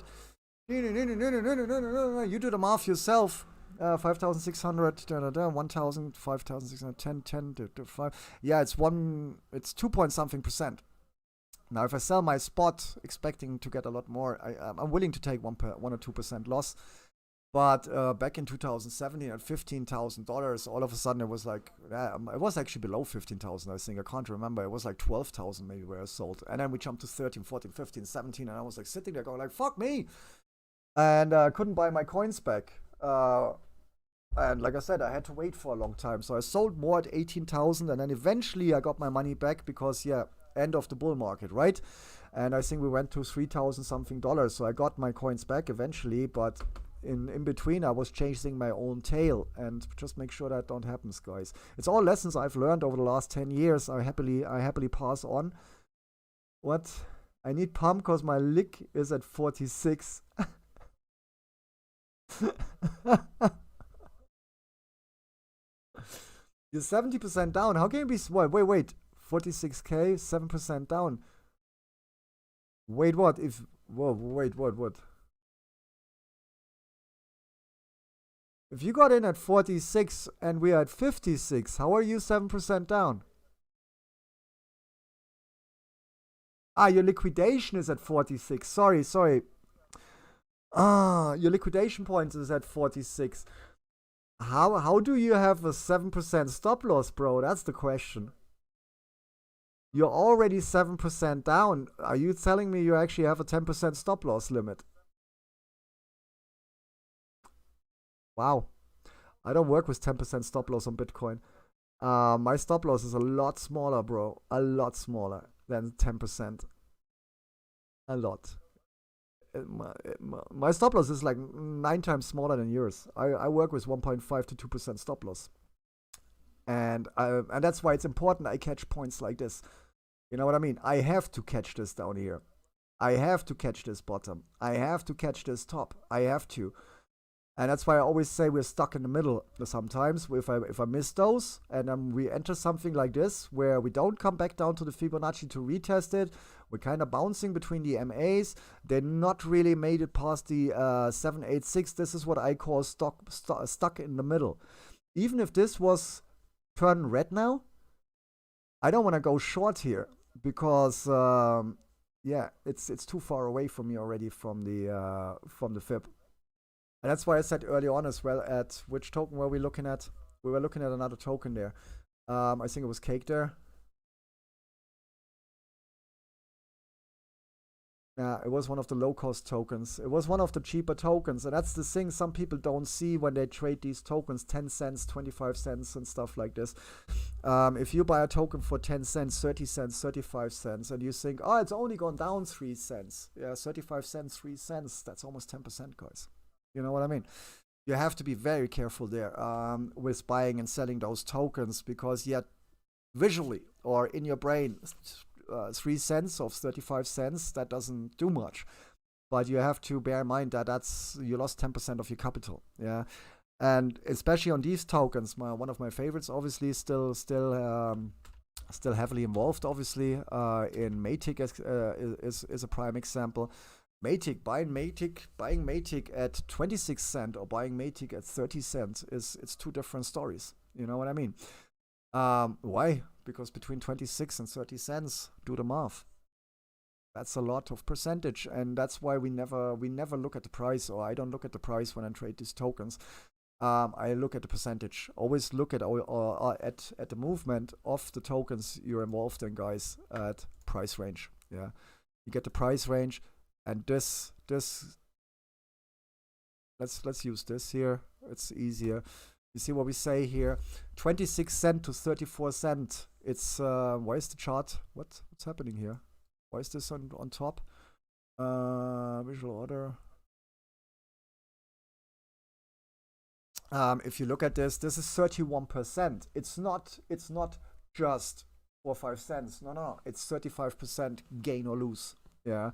And that's very important. So always bear that in mind when you especially low cap or not low cap, low value tokens when you start trading those guys. If you buy a token for 10 cents and it goes to 11 cents, that's already 10% gains. And why it on the chart, it doesn't look much. And that's the thing here as well, because that looks like 2 cents, doesn't look much. You know what I mean? You're in here, you go like, let's say you got in here and out here. You're like, oh, okay, but that's only 10 cents movement. No, it's not. Only 2 cents movement. No, it's not 2 cents. It's 8.67% gain. And that's how you have to look at these kind of tokens, guys, when they have a lower value. Obviously, to have that kind of movement on Bitcoin or on anything that's worth $100, $50, $10 or whatever, looks very different. $10, $10, that's 1%. $10, $11, 10%. $10, $20, 100%. You know what I mean? But especially when you work with these cent amounts and everything, it happened to me before as well, where I was just doing something quick and I was like, yeah, it's only 1.5 cent difference, blah, blah, blah. Yeah, but the token only cost me 8 cents. So on 8 cents, 1.5 cents down, that's a lot of money. You know, so always bear in mind, always use like the price range here when you do your estimates, when you see how much a token moved or whatever, and go by the percentage. Don't go by the pennies, don't go by the cents. Do it properly, do your proper do your charting properly, do your cost and profit and loss analytics properly, and go by the percent, please. If not, eventually you're going to sell something and then you realize that you lost 30% of your money after you press the sale button, and you don't want that, guys. So yeah, working over here, you have it on the left of your chart. Always work with the price range. It's right over there. I hope that makes sense, guys. So something else I want to look at. I found that on Cybertime. What's Cyber's timeline? 1929 today. You might have actually found that. You might have found that. Yeah. Was that the end of the bull run? Was that the end of the bull run from 2017? If you found that on my Facebook, your old posts are funny. I know they're funny, right? That was the end of the bull run in 2017. I think it was. I'm not sure. I think that's the one.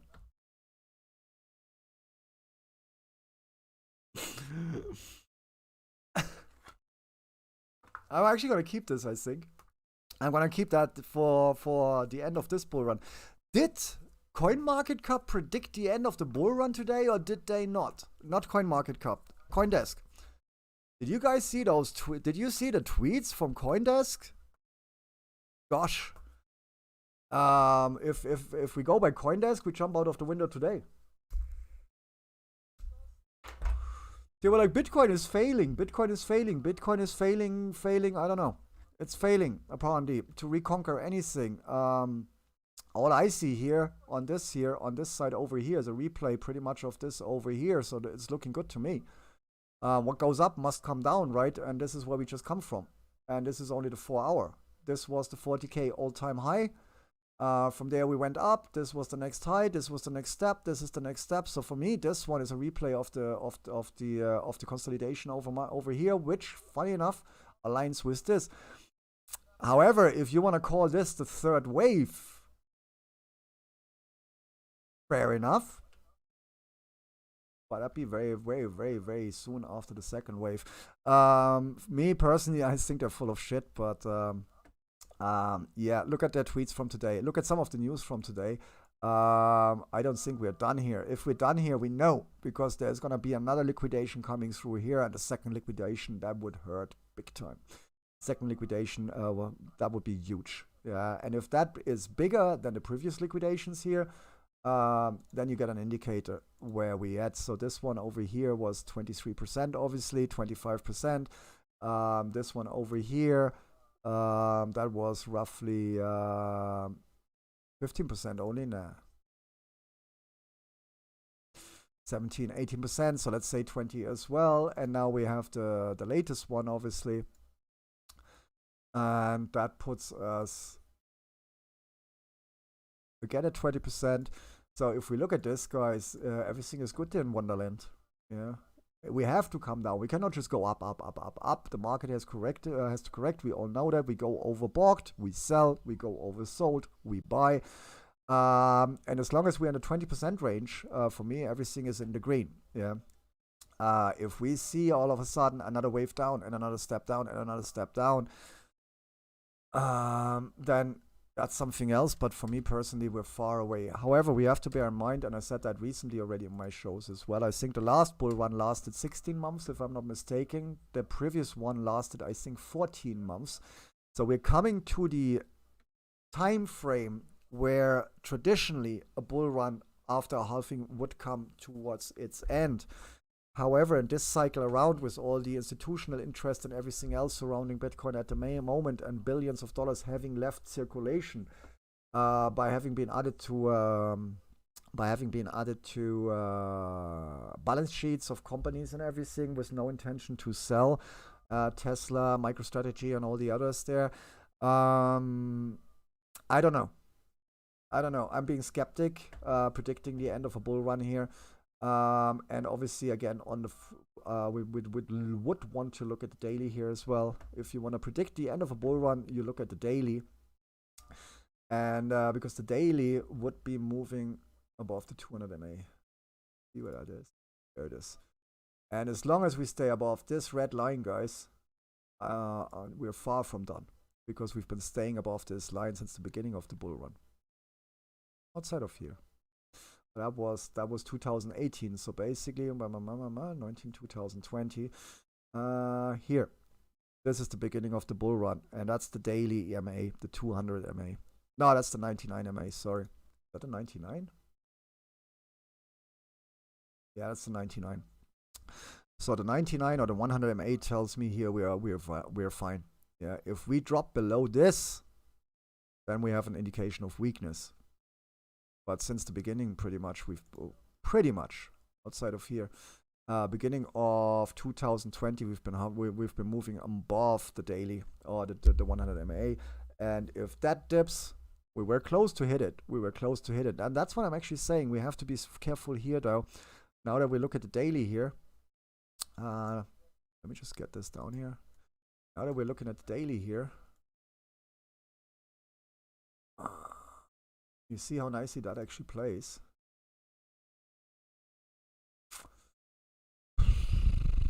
I'm not looking at this in terms of the end of a bull run, but that trend line has been definitely broken as well, and that's been going for a while. So let's see what happens. But me personally, I think we're far from the end of a bull run, and like I said, this 0.5 is what I've been waiting for, because this would align with the stock to flow model. And I've been waiting for that patiently for a while, and I didn't get it, guys. This is for me the absolute buying point, 48, and I wanted it over here, and I'm just not getting it. Now, the more we move ahead and ahead, the more the gap between the stock to flow model and the actual price is narrowing. So I looked at it earlier on. I think in a week's time, max 2 weeks, the actual Bitcoin price is gonna hit the stock to flow, and which means it would be perfect at 52K, and we don't need to see a dip then to meet the stock to flow model. So let's see what happens. Again, me personally, I'm still waiting. Like I said, I sold some, not much. I never sell more than 30% of what I have on the exchange, because yeah, if I catch the dip with 30%, it makes up for what I'm holding, right? Because I'm a long-term investor for Bitcoin. I don't do short-term for Bitcoin. I'm already planning for 2025. You guys know that.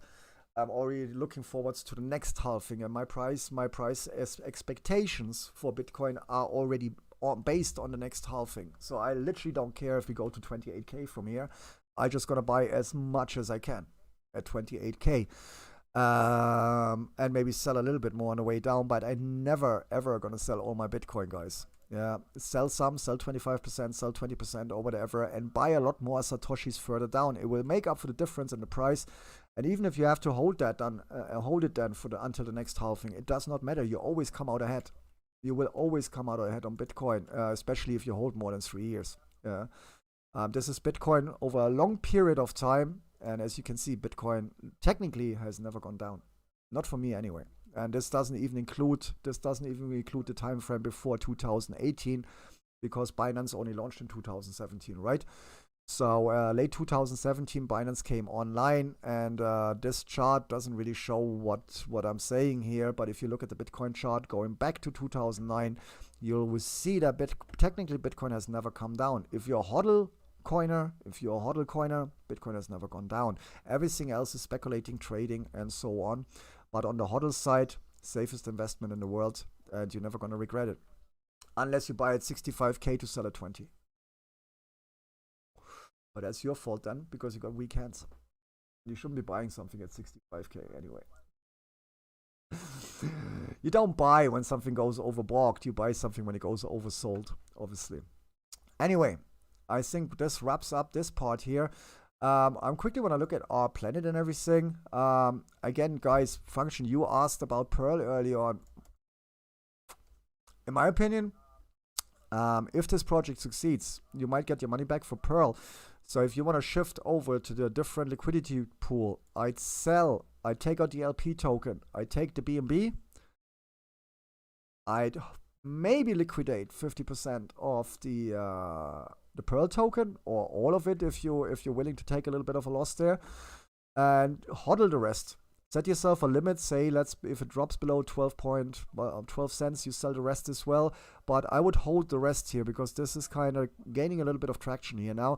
So you might be holding it and then at least get the money back you originally paid for it, so you're not cutting any loss.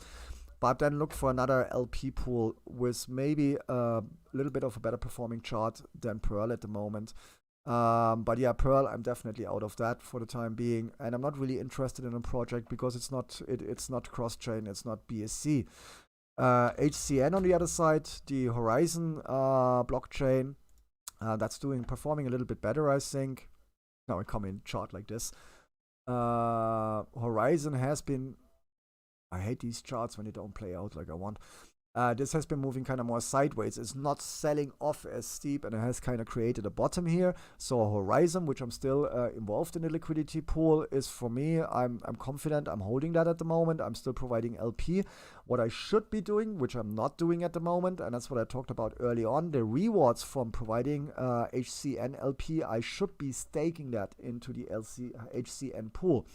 However, I want a different token at the moment, so I'm not staking into HCN. Yeah, and I went kind of a little bit deep on this one as well. So I'm fine where I'm at. I want Mist at the moment, and I want Alpaca, and I do want.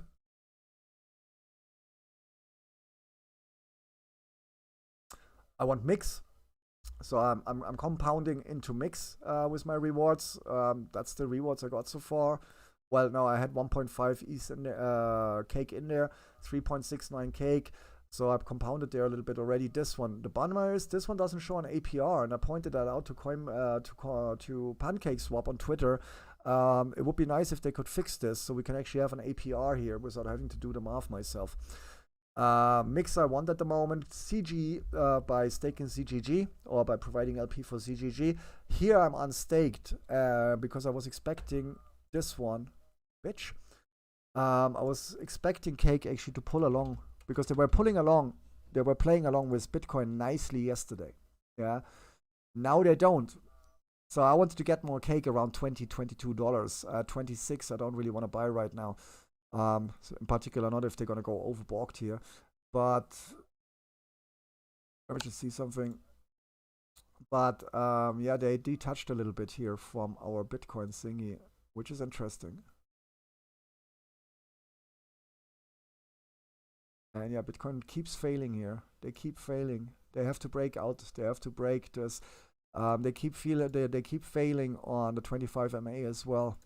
They don't even get close to the 25 MA, and they haven't. They haven't on the 4 hour for the last 24 hours. Now, what would be interesting here again, and we had that constellation just recently as well. If they pump here, and they're hovering just in the middle of the 7 MA here at the moment. If they do break this trend line here on the 4 hour, and why do I have sale in here? I don't want to sell anything. I don't have anything to sell. It's everything staked.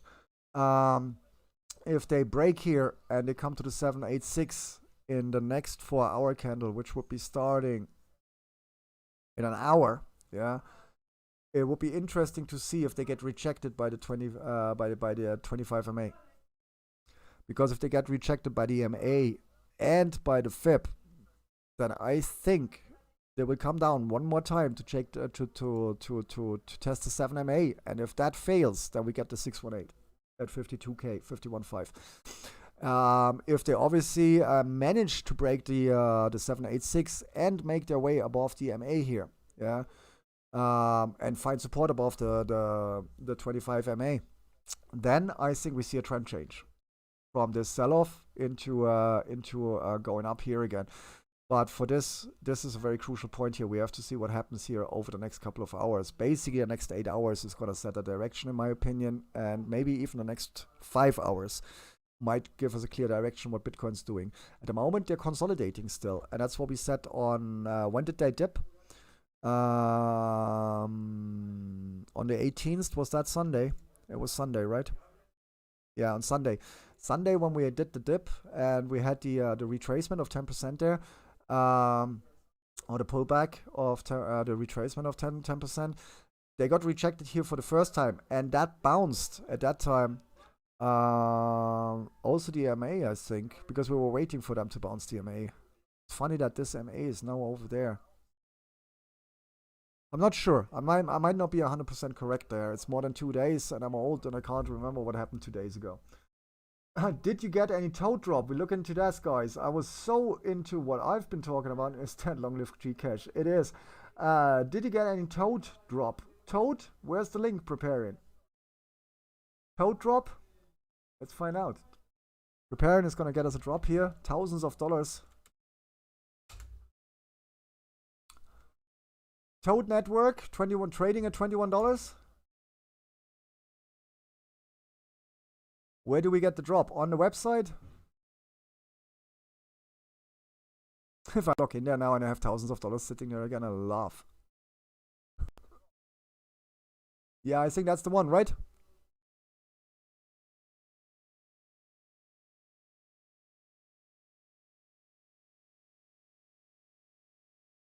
Where would I check?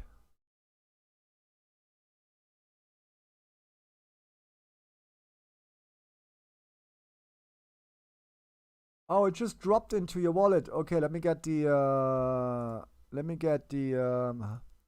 contract here from you. Thank you. And let me just go into the MetaMask. I'll let you know if I got it. If I got it, everybody else can add the contract as well. Did you? But it dropped into your BSC wallet, right? Sorry. It's BSC network, right? So many tokens added to this already. I have more tokens now. Yeah, BSC. I have more custom tokens added to my BSC MetaMask in what, 2 months than I've added over the last 2 years to my Ethereum wallet. Go figure. I have less tokens, custom tokens in there. Yeah, I got 0.000420069 toad in my wallet. That was less than exciting. Oh, I'm on the backup chain. Hang on. Let me change just to make sure. I added a second RPC today for Binance Smart Chain to get around the congestion. Yeah, I got a whooping 0.000420069 toad. What? How much did you get?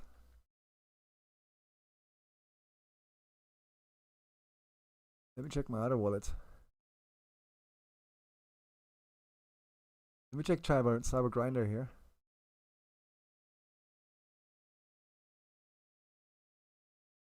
And let me add the token there.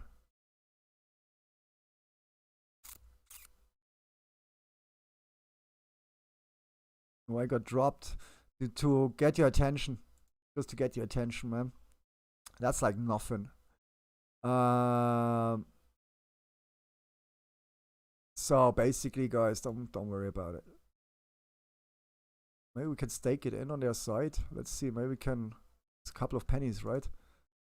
If the token is trading at 22, that's pennies. What are they doing? Toad Network. When did they launch?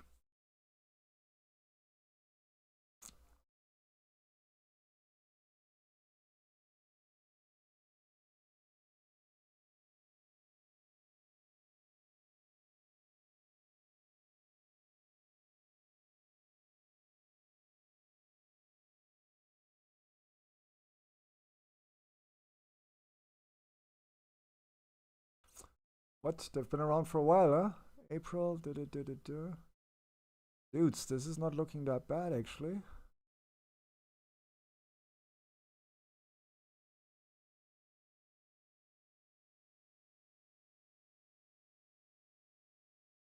Huh. Oh, prepare and stop showing me these things. I got enough tokens. I'm out of fiat. I don't have any more fiat. I know I have money to invest, man. Stop. Stop it. Because this isn't looking too bad, actually. Let me just see if I probably wanna go in here more than this was launch hype, sell off, breakout.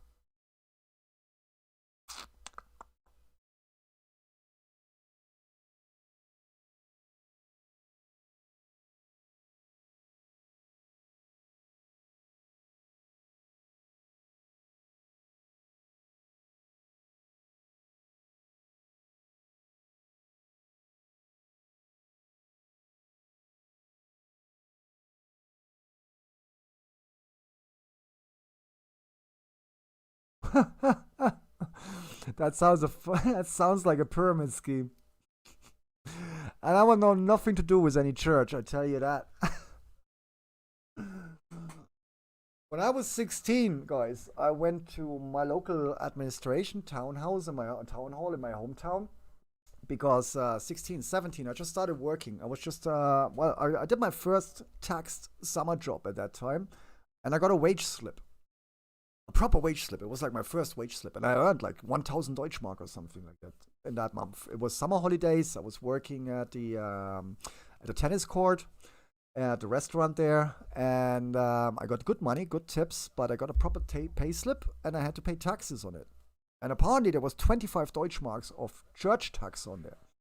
Around the same time, the church in my hometown, they had a big billboard outside asking for donations to renovate the church in my town. So I was looking at my payslip, looking at the billboard. I was looking at my payslip. Like, but if you're asking for donations, why the fuck are you taxing me? You know what I mean? If I wanna in my hometown, my own church, if I think I wanna contribute to that, I donate 20 Deutschmarks to. But I'm not going to donate 20 Deutschmarks to my local church and still get taxed 20 Deutschmarks or 25 at that time by the church in Rome, which is never ever going to send the money back to my hometown, right? So I was talking to Mama Grinder about that, and that's Roman Catholic, like most Germans, or many Germans. And I was like, Mom, I don't like this. And I was like, bear in mind, I was 17. I was like, I can't align with this, Mom. Why are they asking for tips or donations if they're taking money out, if they're taking my money anyway? And she was like, well, you know that you can actually leave the church? And I was like, what do you mean you can leave the church? And she was like, well, if you don't want to be in the church, you can leave the church. And I was like, how do you do that? And she literally said, yeah, all you do is you go to the town hall and you denounce your religion. And then you don't have to pay the church tax anymore. So you know me, right, guys? You know me. Next Monday, I literally walked into the town hall. Very, very traditional woman sitting there. yeah. Very traditional, old school woman sitting there at the counter. And I go like, excuse me, ma'am. I'd like to leave the church. She's like, what? She was like, what? And I was like, yes. And I was like, what do you mean you want to leave the church? And I was like, well, I want to leave the church. And she was like, what? And I was like, relax. I just want to leave the church. And she was like, you know all the disadvantages you get from this if you leave the church. And it was like, yeah, like not paying 20 or 25 Deutschmark every month to some guy in Rome I don't even care about. And she's like, no. And I was 17, not 46, right? I was 17. For example, if you die tomorrow, the priest is not gonna hold a speech at your grave. And I was a good lady. If I die tomorrow, I couldn't give a damn about somebody speaking at my grave or not, because you know what? I'm dead. So I won't know. There's no difference for me. But then also, you can't get married in church. Like, well, I'm 17. I have no plans getting married at the moment. And to be honest, if I get married, I don't care if that happens in a church or not, you know? And this and that. And I was like, well, long story short, I just want to leave the church. Can I get the forms, please? Sign that and leave the church. You know how many times people looked funny at me afterwards when I applied for a job somewhere? And even like, you know, in the United States, you have to put color of skin. In Germany, you have to put your religion. on a job application? And I go like, none. And he's like, what do you mean you have no religion? And I was like, I left the church, like, you know. He's like, oh, that's weird. And then you get the job or you don't get the job based on you being in the church or not. I never heard of that. Yeah, that's something that probably remained from the 16th century when the church had still some more pull in Europe or whatever. Church tax, it's an official thing in Germany. We also have something the German government introduced when the Berlin Wall came down, and that's a solidarity tax they introduced at that time, taxing everybody on their wage for rebuilding the East. That was introduced when the wall came down, and it was set to stick around for 3 or 5 years. Now, when did the wall come down? Hang on a second. Let me just check that. Berlin Wall. When did 1989, the wall came down, guys. Yeah. And the German government introduced the solidarity tax. So we, the Western Germans, embracing our Eastern German brothers, of course, yeah, of course. We got reunited and we had to rebuild the East. So even me, who is not like really fond of paying taxes, I was like, yeah, I can align with that. I did not have a problem with that tax because I knew the government is going to need billions and billions and billions to do anything with the broken down East. And it was introduced under the pretense it's going to stick around for 3 or 5 years. Bear in mind, again, that was 1989. I think the solidarity tax, the Soli tax is still around today. And rebuilding the East never really happened. You look at large parts, or obviously Berlin is like, wow, you know, we have the Jewish memorial ground, we have the Jewish blah blah blah, we have the Jewish Holocaust thing, we have Checkpoint Charlie, we have the new Bundestag, which used to be the Reichstag, which is now the new Bundestag, we have the parks, we have this. So a lot of money went into Berlin.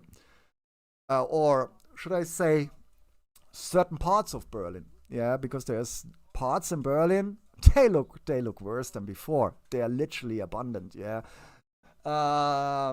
And then there is Leipzig, obviously, and there's a couple of other places there where some money has been invested. But if you go into any smaller city in East Germany, it's the same long blocks the Russians built. It's the same shit as 1989. But people are still paying the Soli as they call it. Chris just said it's still paying the Soli today. So you pay the church tax. You pay solidarity tax. You pay your share of social security. So some is paid by your employer, some is taken out of your wage. Lecky, vete a tu sitio, venga ya, anda ya. Geh auf deinen Platz. Then you have your share of the health insurance that's gonna get taxed. So basically, if you make like 2K, you probably walk with 1,200 in Germany if you're lucky. And then you can file to get some back by the end of the year. But yeah, there is like at least 2 taxes on your pay slip in Germany, which are a total scam. And that's the solidarity tax and the church tax. It's called church tax. You just walk and they welcome you. Yeah, but that's the thing. And that's the thing, Red. That's obviously, that's where the controversial thing comes into place. Because then if you do go to church, some people do, yeah. If you do go to church, they still have that basket going around, where you can contribute to your local church. And like I say quite a lot, guys, I do pay tax. I pay community taxes here where I live. Why? Because I also seen over the years that my local administration, if you look at their Facebook, it's probably one of the most active city town hall Facebook pages you're going to find anywhere. They constantly updating you on what they do, where they're investing, they're creating. We have a Bolsa de Trabajo, for example, Bolsa de Trabajo in my local town. It's from the town hall, yeah. They contract you for 6 months, yeah, where you actually earn good money, 1,200, to clean the streets here, or to work with the gardeners, or work with the local cleaners and everything, or the people who maintain our village. As part of a reintegration to work or whatever, or also, and that's the cool thing about it, for you to be eligible for benefits again, because if you're unlucky and you haven't worked for a year or whatever, and your unemployment benefits or claim runs out, then you have kind of a problem in Spain. Yeah. So what my local town hall does, if you get to that point where you're really not eligible for any benefits anymore, they put you in the Bolsa de Trabajo. They pay you a decent wage. I mean, you get up at 6 in the morning, you're done by noon. By 12 o'clock, you're done, and you earn 1,200 euros. Yeah, I wish I would do that straight away if I needed to. But because they give you a 6-month contract, when that runs out, you're again eligible for 6 months benefits from unemployment or social services or whatever. So they catch you that way by giving you an easy job and reintegrating you, an attempt to reintegrate you, but at least make sure that when that period of time runs out, you're again eligible to claim benefits. So that's a great approach. And if I see how that actually helps people, I don't have a problem paying or contributing to that fund. Yeah. If I see they're making the streets better, they're looking after the elderlies. The elderlies in my town, they don't have to pay for electricity or water, for example. We have 2 golf carts, because our roads and alleys are like this around here, who drive around and pick up the elderly, drive them to the medic, drive them to the supermarket, pick them up again. We have a food kitchen here, which for single elderlies or elderlies that are alone, they bring them lunch, and all this is cost-free, guys. Doesn't cost anybody a penny. So if I have to call anybody a penny, it doesn't cost those who receive it. Yeah, it comes out of our communal taxes, our communal tax fund, and I rather see my town spending that locally before they send it to Madrid, because it's never ever going to come back from Madrid. Yeah, so these taxes I pay, national taxes, fuck off. Yeah, I'm not paying national taxes so Sanchez can buy a new boat. And especially now, they actually dropped something the other day. Hilarious as fuck. I have to go on Facebook for this, guys. The German government is warning 35,000 or 55,000 people that they might get charged for tax fraud if they don't declare their crypto earnings. Now, I don't know if you know that, but our president, the president of Spain, has been promoting a page called the Bitcoin Code for like the last 2 years. Speaking about Bitcoin, yeah. I did my diligence on the Bitcoin Code. It's like BitConnect for me. It's eventually they're gonna fold. It's a pyramid scheme. But the president of fucking Spain has been promoting it for ages. Let me just find it here somewhere. This is my Facebook. You don't want me on Facebook. This is very one-way, guys. So don't add me on Facebook, because I'm never ever gonna reply. Where was that? Let me just find it. And now they're saying people have to declare their shit. And I'm going like, well, I declare mine once Sanchez declared his, obviously. Yeah, once Sanchez declares publicly his capital gains from the last year, because obviously we went from 3,500 to 55,000. If he made that much money, I want to see the president of Spain doing a public tax declaration on his crypto gains before I declare mine. If there is no declaration, why should I pay capital gains if our representatives don't pay capital gains tax? That's not going to happen. Manhunt and Division is live. We do that for the next stream. This one is just crypto, guys. So there it is. Hacienda avisa a 14,800 españoles que tendrán que incluir las criptomonedas en su declaración de la renta. So in your tax declaration, we are now apparently meant to declare our capital gain. All of a sudden, when Bitcoin hits 60K, at 3K, nobody gave a fuck. But now we hit 60K, and it's gonna come in Germany as well, Chris. You wait, they're gonna change the law, because in Germany it's declared as private money. Because when they passed the law, Bitcoin was like $200, $300 or whatever. So Merkel was like, funny money, this is shit. Hyperinflation for the win. So they made a big mistake in Germany. If you hold crypto for over 3 years, it's not taxable because it's private money. And if you cash out no more than 600 a month, it's also not taxable. Yeah.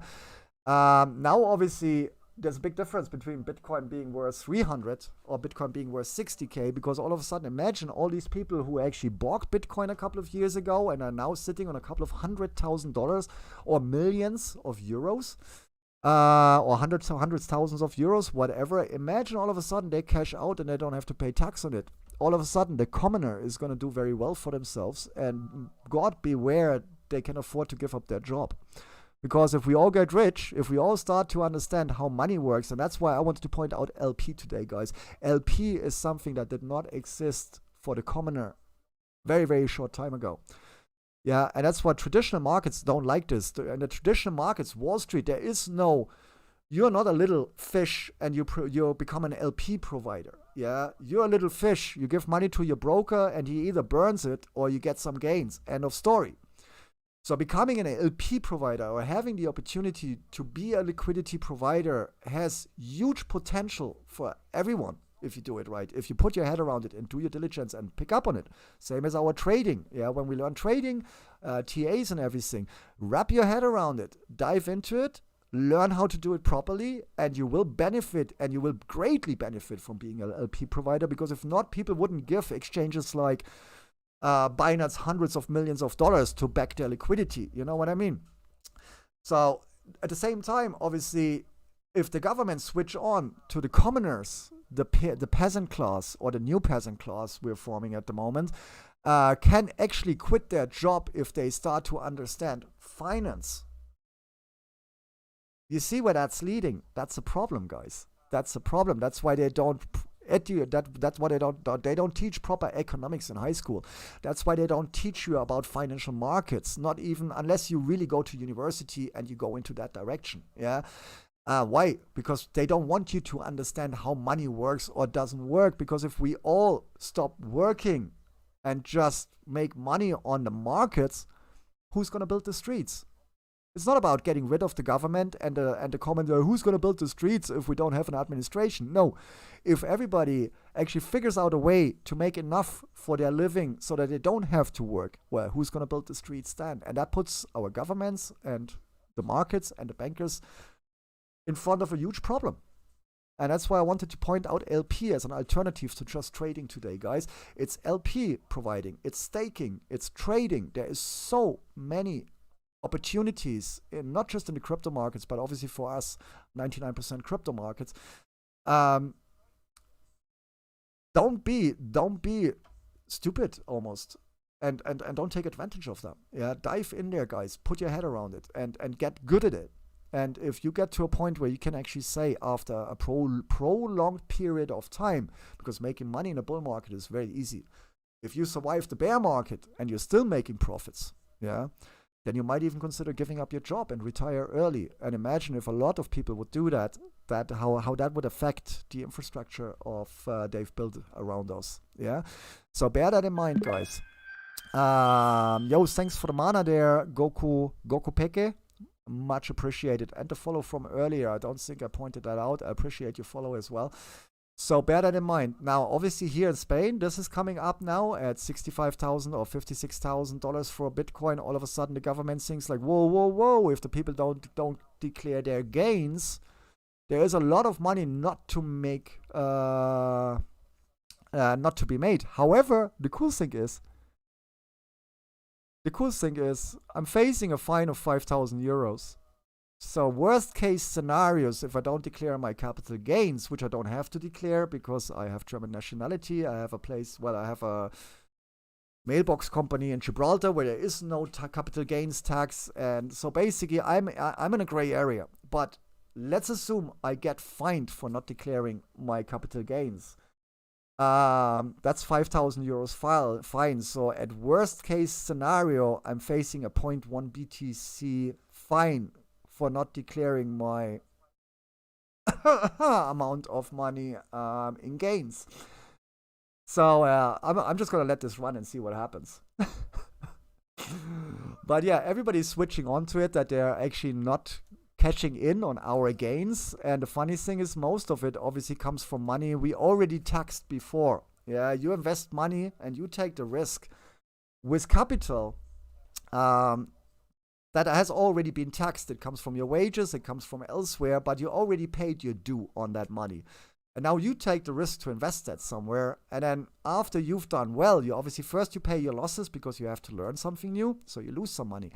And eventually, if you're lucky, you meet people like Pygos or like myself, or you're a very smart person, or you take the time and the money to learn, what we're doing. Then you start making profits. Again, for money that has been already taxed after you've taken losses. And then all of a sudden, you're doing really well because why? A bull run comes around, which doesn't happen every year. Yeah. and the markets explode, and you make thousands of dollars. And then all of a sudden the government comes around and goes like, yeah, we'd like to get 50% of that money after you had sleepless nights, you had the stress, you have to buy, you have to research, and you have to invest the money you already taxed. And double taxing doesn't work for me. You tax my money once. You don't tax my money twice. You know what I mean? That's my net money. And what I do with my money after I pay tax, even if I turn that into more money, that's none of your business, because on the money I legally earned, you got your contribution already, so fuck off. But that's just me, and I have I created the environment for me being able to say that without having to fear that somebody's watching and sending me a letter tomorrow, or they break down my door. So me, I'm good with the things I do. But guys, I've been living that way for many years already. Yeah, literally 2 years after I started with Bitcoin, I created this infrastructure around me. Because I was never a big fan of paying taxes and giving half my money away. I used to work in a metal hardener company. I worked in many places, but before I left Germany, I worked at a friend's place, and that's a factory, or not a factory, but a place where they harden metal, Metallhärterei, Chris would say, near Offenburg, and where we were treating metal for car parts, for example, little gears and stuff. They get treated in a certain way with certain chemicals in an oven at certain temperatures, and it makes the metal harder. Yeah, and there's different levels, 1608, 1624, blah, blah, blah, all different treatments depending on the metal and all that stuff. But that was from gears like this to gears won't fit the camera, right?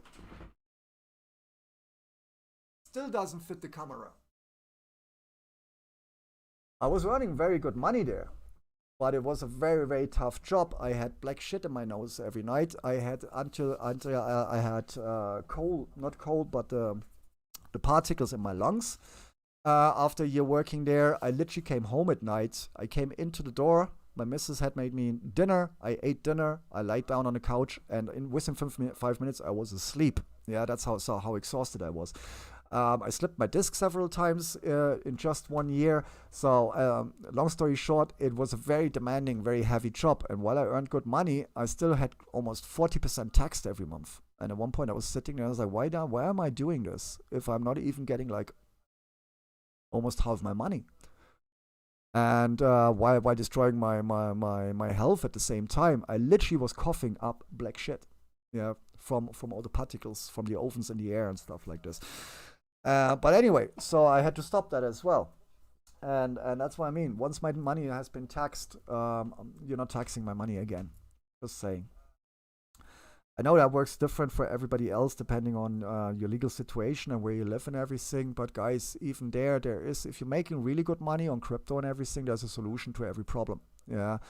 And if that's registering an offshore company, or if that's maybe having a second residency, an e-residency somewhere else, for example, if you think you have to pay in this year, in this 221 tax year, too much from your gains to the taxman, then do your research and see if you can get a electronic e-residency, for example, in Estonia. If you're British, you can get a second citizenship in Gibraltar, or you can set up a non-resident offshore company in Gibraltar and declare your capital gains through there, tax-free. If you're in Germany, Chris, inform yourself how you get around all of that. And if you're in any other countries, see what opportunities you have, but don't just bluntly pay all that tax for no apparent reason, because we're all working way too hard for that, guys. It's a very, very stressful environment trading crypto. While it sounds very easy and everybody thinks we're just making loads of money, the more tokens you have, the more you're staked in elsewhere, and trading and staking and liquidity providing and this token and that token and that token and NFTs. And blockchain gaming and blah, blah, blah. It's time consuming, yeah, and it's stressful. And all that has to be paid. You have to make money for spending your health and spending your time. And it needs to be worth your health, and it needs to be worth your time. And if you think you're coming short, then see if you can change that. Having said that, guys, I think it's time for a rate. We're going to drop a rate because I want to get into the gaming. And like I said the other day, we're not mixing that up anymore.